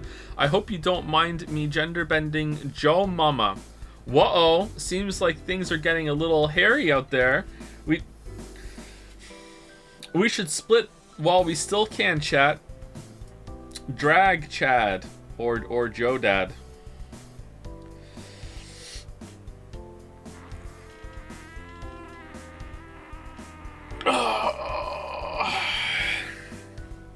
What's not safe for work about this? Just a manly dragon? Just manly dragon. Courtesy of Suck My Elbows. That's an interesting name. She might be on the bigger size, but she is my waifu. Oh, Spaceship Star Chan. Hey chat, what flies but has no wings? It's Star Chan, everyone's favorite spacious, salacious, starfaring spaceship. Oh, the de-essing that has to go into that. It's nice to see someone else get depicted near a garbage can for a change. More capacity. Oh, for fuck's sake. Oh, man. Okay, let's, okay, alright, you can upgrade her. Are you sure about this upgrade? She's so big. Loves to have you... In you go, Cap. Okay, you know what? Maybe this one's over the line too. You can even get stuck in her. Stupid Captain Friends. It's a ship. It's just a ship. No more trash. We have to explore the galaxy. We did dump a lot of trash inside that ship, but we cleaned it up now. We're good. We're good. She can take care of your trash. Valuable resources. Just one more. It might come in handy later. You know what? I can't believe that people said that I'm the odd one for hoarding everything. In a Bethesda game. That's part of what they are. That's what you're supposed to do. Sarah Hoards? Yeah, we're hoarders here. You dumped it all into Outpost Chan? Yeah, now that I have a place to stash all my stuff, I'm good. I didn't do that when I played Skyrim. I can't remember what I did with Skyrim. Where did I... Before Hearthstone came out, I think I just found a chest somewhere. Did I have to buy a house? Maybe I bought a house and I put a chest down. Yeah, it had to be it. One of the first things I do in Skyrim is buy a house before you get Hearthhome, and that is also just buying a house, I guess. And then I get a chest and I just dump all my shit in there. Hearthstone, no, isn't it Hearthhome or Hearthstead? What is the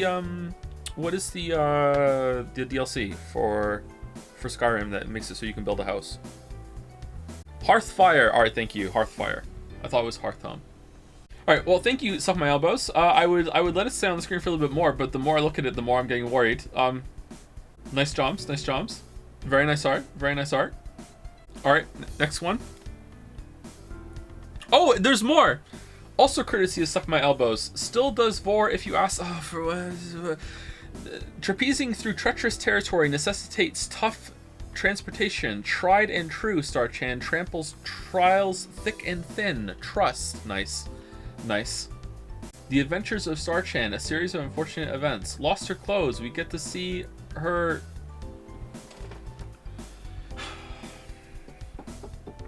Not reading that, not reading that. Where all my clothes go? No, don't look at my nakedness. Got attacked by bounty hunters. Over and over again. That was a banger clip, huh? That was a banger clip. I'm very fond of that clip. I've watched that back twice since yesterday. Why is everyone so mean to me? Was torn in half. This is true. Don't know how. Wasn't there, so couldn't see it. You fucking suck. We need some change. What is this villain arc? What? No, Buzz upon Sama. That's way too many upgrades at the same time. Star Chain got some upgrades. Now they are a killing machine. Uh-oh. Already dead, huh? Well, that was underwhelming. Alright, there we go. There we go. Is there a secret Leon on this image? I see numbers. I see numbers. I think about Leon. So all of this that you see here is all true. This is actually what happened to the ship yesterday. I know it doesn't make sense, but this all happened yesterday, and I wasn't even trying to break it. I swear to God, I wasn't even trying to break it. Sorry. Airlock exploits this. Parts of your ship floating 100 kilometers in the distance firing it despite all logic. That. Can we please talk about the gun feel? Why is nobody talking about the gun feel? Zeus named this file not to play into stereotypes, but someone had to make the joke. Make of that what you will. Do we need to talk about the gun feel? Realizing that I was controlling the other ship in the distance was a moment for me yesterday. That was very very odd. Very odd. Anyway, thank you, Sister. I like the colors in this one. It's very nice. This is the extent of my appreciation of art where I can articulate it. I like the lines. I like the colors. That's all I can say. I wish I had more of a background, but you know, I want to state that I like it. But yeah. Anyway, next one. Courtesy of Jelly. Like a customer service smile you can never take off. It's the compulsory people pleaser forced into accepting every question. Oh, Fayek? I'll be the first to admit that Fayek-chan doesn't really roll off the tongue. Yeah, like some other acro name Chans we've come to know and love, but I am nothing if committed to the bit. With that said, feel free to pronounce it Fike-chan, or just like Bike, or just call her Fia. I had a lot of fun designing her, so I hope you love her as much as I do. Aww. Forced into accepting every quest.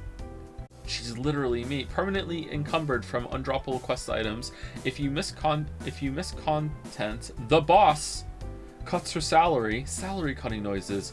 Are you kidding? No, we'd love to help. Sworn to carry your burdens. Aw, feels positively radiant. Thanks for asking. Aw, I'm fond of this Chan. This is a nice Chan. Courtesy of Fifi Defi Fessily. Hopefully I'm saying that right. Affinity Chan's Redemption. 1 of 4, you say. A vision. I see it. Extremely minor spoilers for Xenoblade and Bound. It's a comic. Affinity up. Max. Finally, I've completed every side quest in Xenoblade. Became ancient. Ancient train. Wait. I would become ancient after that. Aren't there like hundreds of those? Doesn't every blade in Xenoblade Chronicles 2, don't they have like their own side quests and stuff? That's a ton of content. Like all of the custom blades, and there's a lot of them. You have to admire the amount of content that there is in that game. None of it's good, but yeah, it's a lot of content. Affinity up max. All right. What? Affinity Chan? Oh. What's gonna happen to you? I don't know, because we maxed out all the affinity with all the side quests. Oh no. No matter what happens next. Thank you. Oh. I get the reference. Oh no. Fighting evil by moonlight. Alright. Where's this going?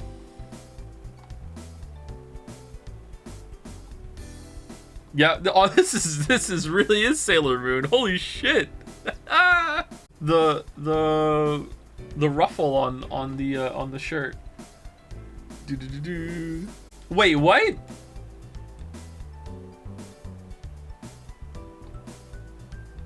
Oh, I see.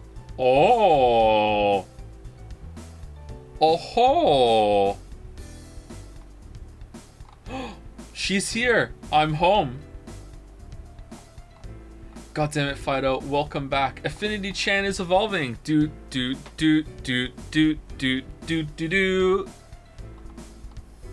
Still Fifi Defi Fessily, aka Shimano voice. I knew you would associate Affinity Chan with Fido, and I knew you would ban me for preemptive chanting, but you see, this was all part of my plan. My machinations lay undetected.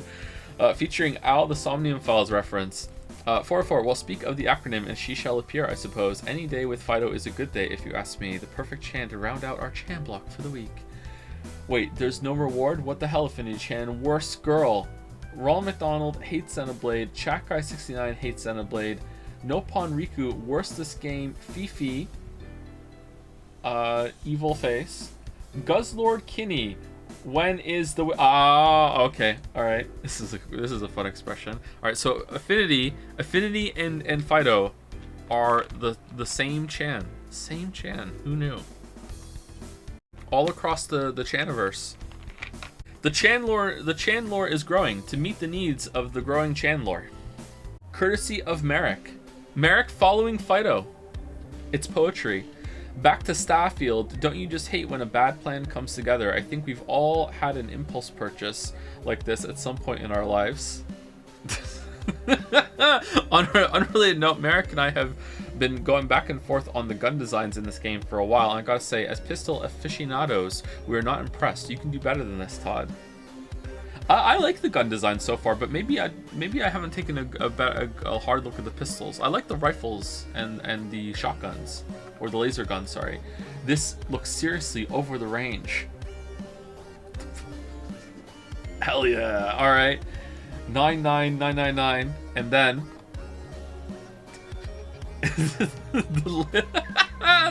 the laser. What are those called? The squirt bottle, laser squirt bottle. Boom. So if you weren't here for one of the Starfield streams, we found a locked gun in a case, and the case was an expert lock, I think. And instead of locking it, you could just pick up the gun because the gun was bigger than the case and it stuck out of the case, and because it was sticking out, you could interact with it and you did not have to open the case. This is something that happened to us in the game. So yeah, our playthrough has been very buggy so far. I've heard from people that I'm getting more bugs than them, so maybe this is not indicative of the quality of the game. I haven't even been trying to break it, and we've seen a lot of bugs. It is possible to do this with every item in every case. Is it do all the cases have a seam that you can look through? I just haven't found the seam. Courtesy of Sam, and thank you very much, Kay. Sam and unintellectual.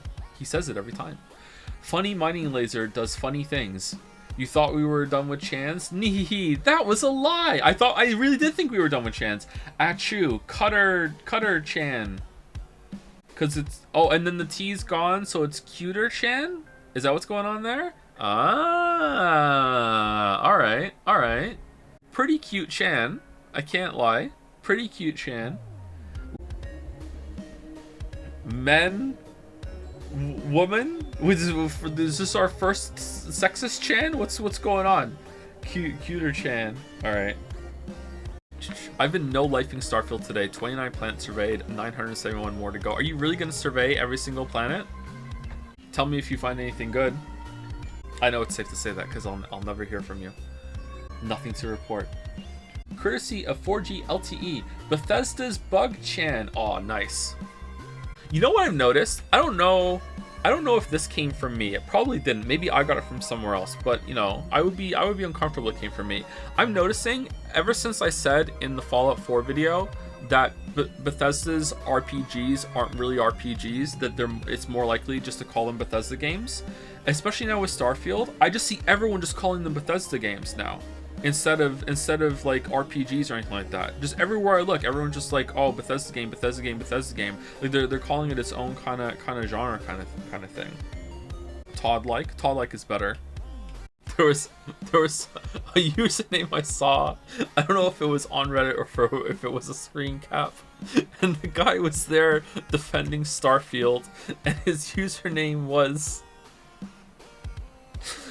"In Todd I Thrust."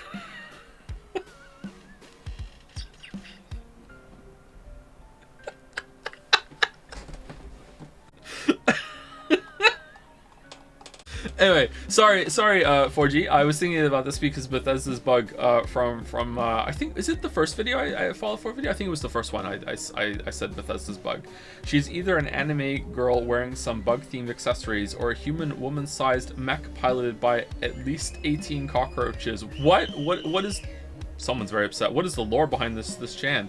This is in reference to how Bethesda's bugs are either intentional mechanics or a glitch. It's symbolism, like Silent Hill 2. Joseph Anderson. Yeah, exactly.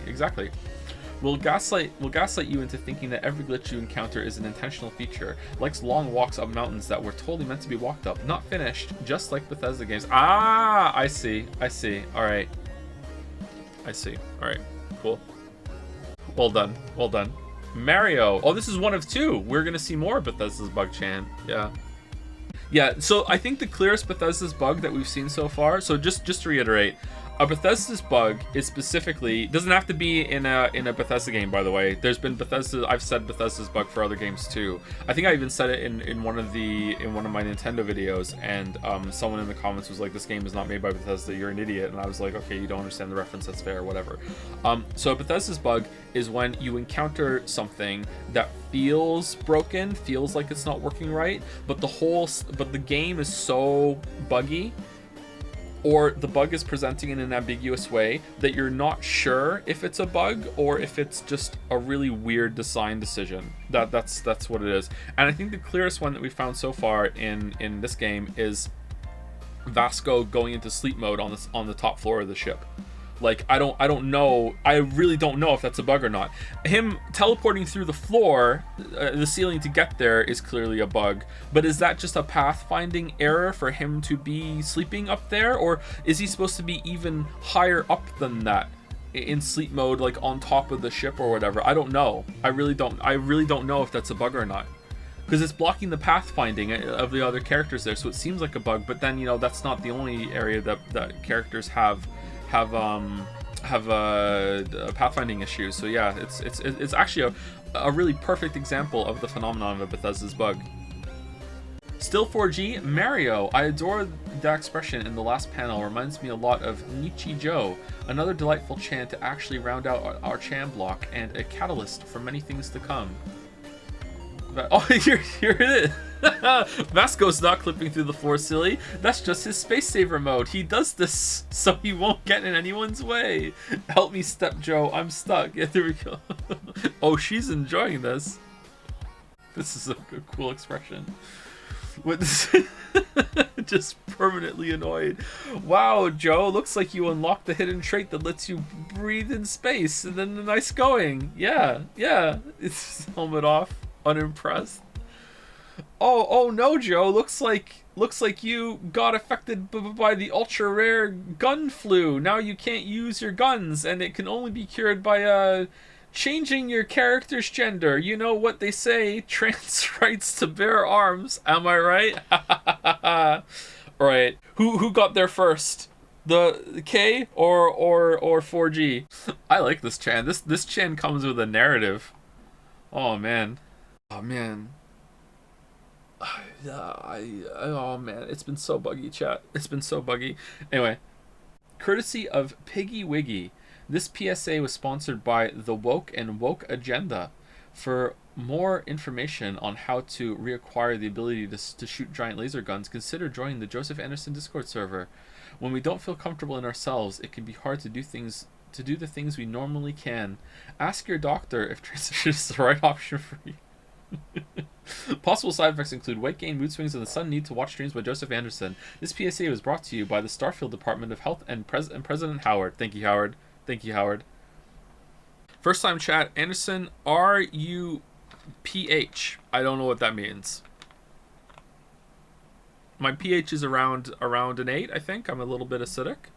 Oh shit, is it the other way? Do you go down for acidic, or do you go up for acidic? What's alkaline? Oh shit. Other way? Down for us. Oh, I always forget. God damn it. So 6 is acidic. Is that why 6 out of 10 gets everyone riled up? Alkaline is fucking hell, I always forget. I said it before. In my head, acid is stronger than alkaline, right? I don't know why, but acid is stronger than alkaline, which means stronger means more number go up. That's how my brain works. I know that doesn't make sense. I know that's stupid, but that's how my brain like configures that and views that. It's stupid. Courtesy of High Law. Oh, to be an intensely rendered intergalactic spacewoman with a giant laser gun. Sigh. A Chan can dream, chat. A Chan can dream. I one shoot laser when I go up. Haha, okay, my silly boy. Just be sure to say 500 credits. 500 credits later.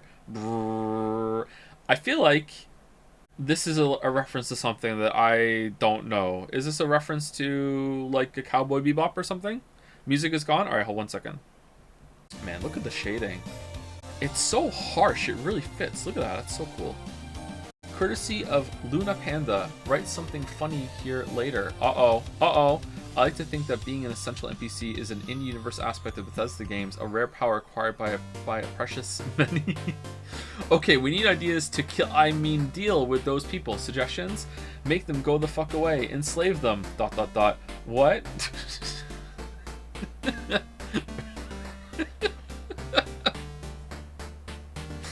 and then he would be fine at the bottom after falling out. So yeah, that quest was really bad. That quest was really bad. Not a good quest whatsoever. I'm not a fan. I think that if I was to make a video on Starfield, I would talk about that quest for quite a bit, because the real tragic thing about that quest is that I think it's a really good concept. Like, and that is, I think that's the most heartbreaking part about it. I would say the two worst parts is that it's a waste of a concept, and also that you can't interact with it. The fact that you can make a decision and not even talk to the captain about it is mind-blowing to me. I don't know what the hell they're thinking. Like, there's multiple things about that I can't believe that they dropped the ball on. Like, to the point that why are you even bothering to do it, right? Like, if you don't care enough of the stories and the concept that you're creating, I mean, it's got slightly more meat to it, but it still feels like ideas from a hat, right? Like, it's like, okay, idea from a hat, all right, pull it out. A generational ship arrives from Earth after a long voyage, but it's already colonized. Ha ha ha! And then there's just nothing after that, right? You just like, okay, kill them, enslave them, or just give them, or just get them the ability to leave. There's nothing else to it. There's just nothing. There's no explanation of the concept. I was talking to Wiki and Seraph about it earlier, and I was like, what would have made it really interesting is like, what if the ship was way bigger, and they were anticipating the fact that when they get to this planet, that they might have to have some sort of military force in order to clear hostile wildlife away, like having enough strength to come down, also to keep order, but also to potentially fight out hostile alien wildlife when they get there. What if they arrived with like a sizable enough force that they actually could threaten to take the planet? You know what I mean? Like, they actually do have, like, not only do they have a claim that they have the military might that they could actually cause some trouble for the settlement down below. And if that's the case, then now it's a conflict. Now there's actually two opposing sides that you have to negotiate between, that they're both threatening each other. Like, if we let them land, they might take over, but they're defenseless to us blowing them out of the sky. So, but that would be immoral. Like, can you find a way to fix this?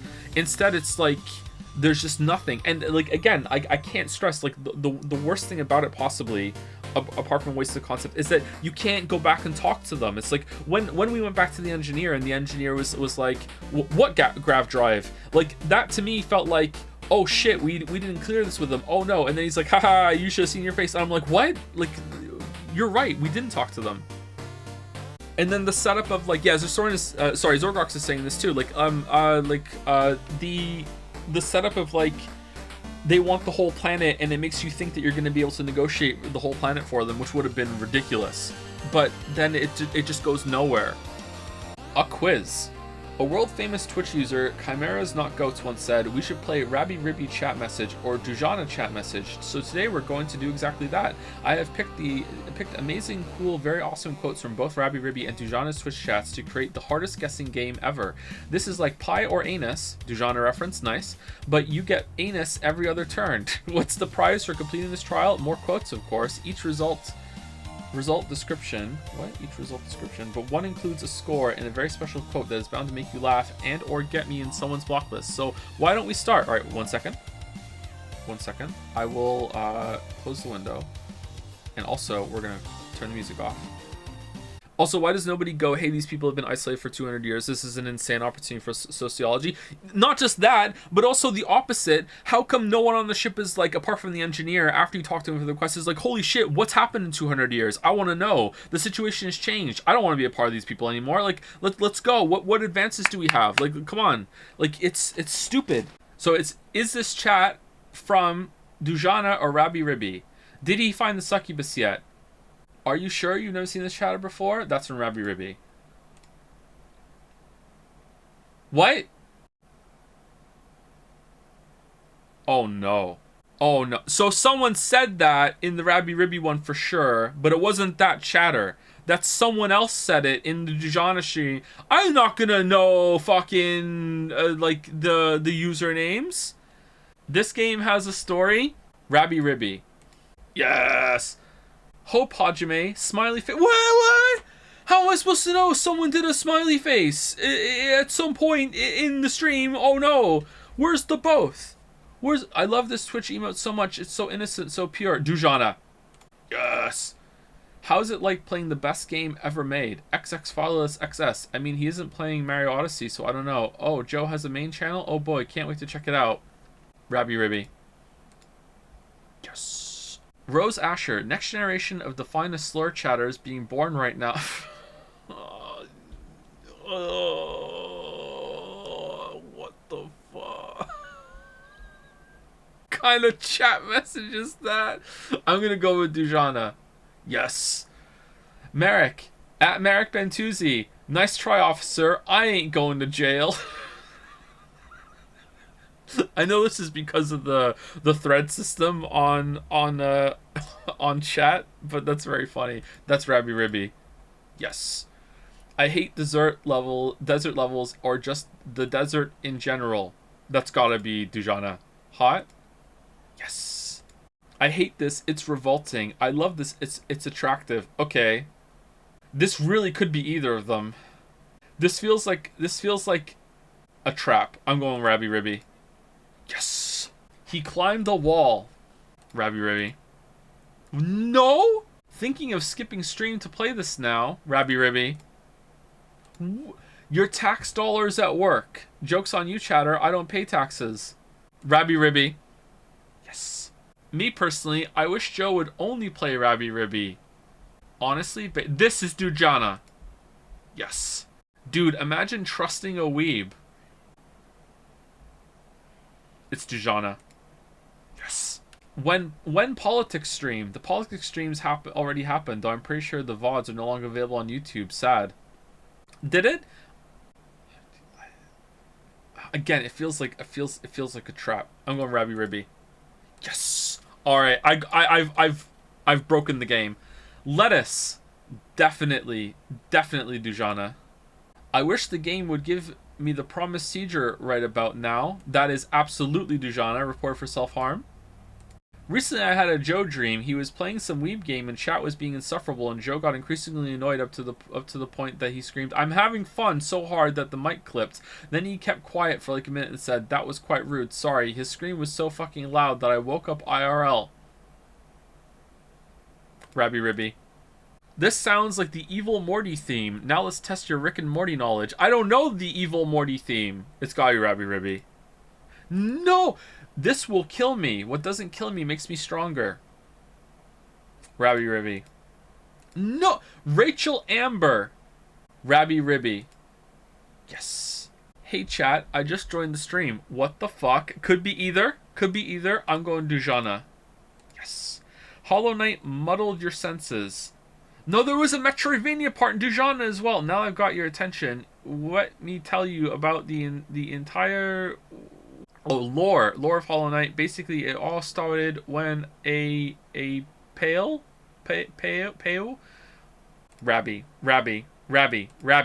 No! This game consumes your sanity as you play it. Throw away the key and lock the door, and sanity inside my head returns once more. I cannot see. The real world is gone. Asylum for the twisted is my home. Rabby Ribby. No. You quite timed. Now you know the world of famous Minecraft. The worst of the first half of the entire tournament doesn't matter. This is how educational. Why do we write 2,000 words on essay of the world voting of the game? The end wonderful night. This will cost you 90 cents. You're ready to go? No. 25 out of 43. Is this better than Gollum? Not a high bar, but okay, chatter. Dujana, Rabby Ribby, Dujana, Eminem. Feminist women love Eminem. Chica, Slim Shady. I'm sick of him. Look at him walking around grabbing. What are you doing? Grabbing his, you know what? Flipping the you know who. Yeah, but he's so cute though. I know this song a lot. Eminem. It's gotta be Dujana. Yes. I miss so much. What the hell is he even talking about, and what is this game? Good question. What is this game? It's Rabby Ribby. Yes. I want to get off Uncle Joe's wild ride. He didn't even lose a bet. Oh, hold on. This is a reference to the Rabby Ribby title, which is tricking me into thinking it's Rabby Ribby. But at this point, you would know that I would have caught on to that, so I would be anticipating a trick. Therefore, you would make me think that you're trying to trick me, so I would pick Dujana. So really, I want to pick Rabby Ribby. Fuck! Question to it: is this one of those non-weeb games that non-weebs like Joseph Anderson play? I mean, yeah, probably. Rabby Ribby.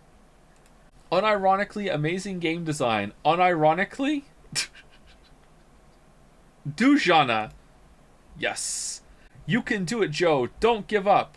Your shoulder demon says this. What do you do? Give up. Rabby Ribby.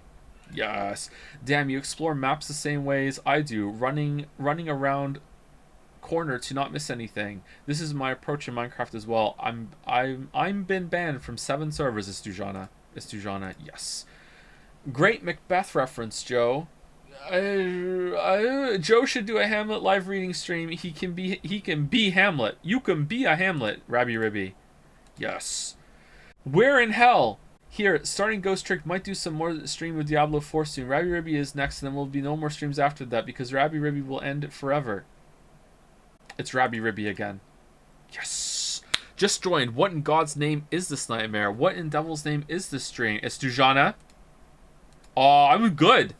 There was that post during early COVID where someone got their nose swabbed and tweeted, maybe the nose is the 4th hole. What? Balder? What? If your nose only has 1 hole, you have to go to a doctor. Okay, was I talking about my nose being blocked or something, or like getting swabbed? What was I talking about? Dujana, Rabby Ribby. When was I talking about? There's no way I was talking about that in Dujana. It's Rabby Ribby. Yes. Incremental progress. Nice line break to a itch. Okay, so it could be incremental progress that it took me so long to get incremental progress on Rabby Ribby. Maybe I said this at some point, or it could be that Dujana was full of not politics, just like the Disco Elysium was full of not politics. I'm going Rabby Ribby. Yes. The stream where Joe finally goes insane. Finally? That's Dujana. No, it's 3 Rabby Ribbies in a row? What? True. Very true, Mr. Streamer. True. Base Joe, agree, facts. Common Joe W moment. Well, this could be from any stream. We're due for a Dujana. We're due. Dujana. What the fuck? You can't have 5 Rabby Ribbies in a row. What? This OST is so good, though. What the fuck? This OST is so good. I wish I could hear it more than 2 seconds of it. It's Dujana. Yes. Bless you and God bless America. Also Dujana. USA. How the fuck? Eye issue. Just get better eyes, Lamayo. It's Rabby Ribby. What the fuck is this game? Alright. See picture. What picture? Dujana. Yes. 71%. That's good. If my life was a movie and it would contain all the content warnings in the world, prize quote from Kay and Edicus is a team effort. Epilepsy, sound, sensitive content, subjective art takes screaming children, existential dread, spiders, Mario gameplay, non-linear exploration, U.S. intervention in the Middle East, and clown warning. Very nice. 71%. 71%. You know what? If I hadn't got debated by that string of Rabby Ribbies in a row, we could have gotten an 80%. C's get degrees. Celsius, maybe. Alright. Well, that was fun. Thank you for that. Lily. Pie or anus? What? Pie or anus? I need context. Nope. That is the context. Pie or anus? What do you mean, hold on? It's a simple question. Don't come upstairs. Okay, well, if I don't have context, I'm going pie. You're right. That's the right answer. Correct. Oh-ho! Number one! Highest. Number one! Damn. Who's gonna beat my score? I'm surprised no one is down here. I guess with the amount of questions there are, eventually you just luck into enough answers. I feel like getting a low percentage is just as hard. Sorry, you just answered my question, didn't you? That's true. Because to get it wrong, like, it's kind of the same as getting it right in a way, right? Like, because to get it wrong, you have to know it's wrong, and if you know it's wrong, then you know it's right. So it's really just a guessing game for the most part. So getting an extreme on either end would be difficult. Yeah. Anyway, number one. All right, this was fun. I really like this. New fan art format just dropped. Babe, wake up.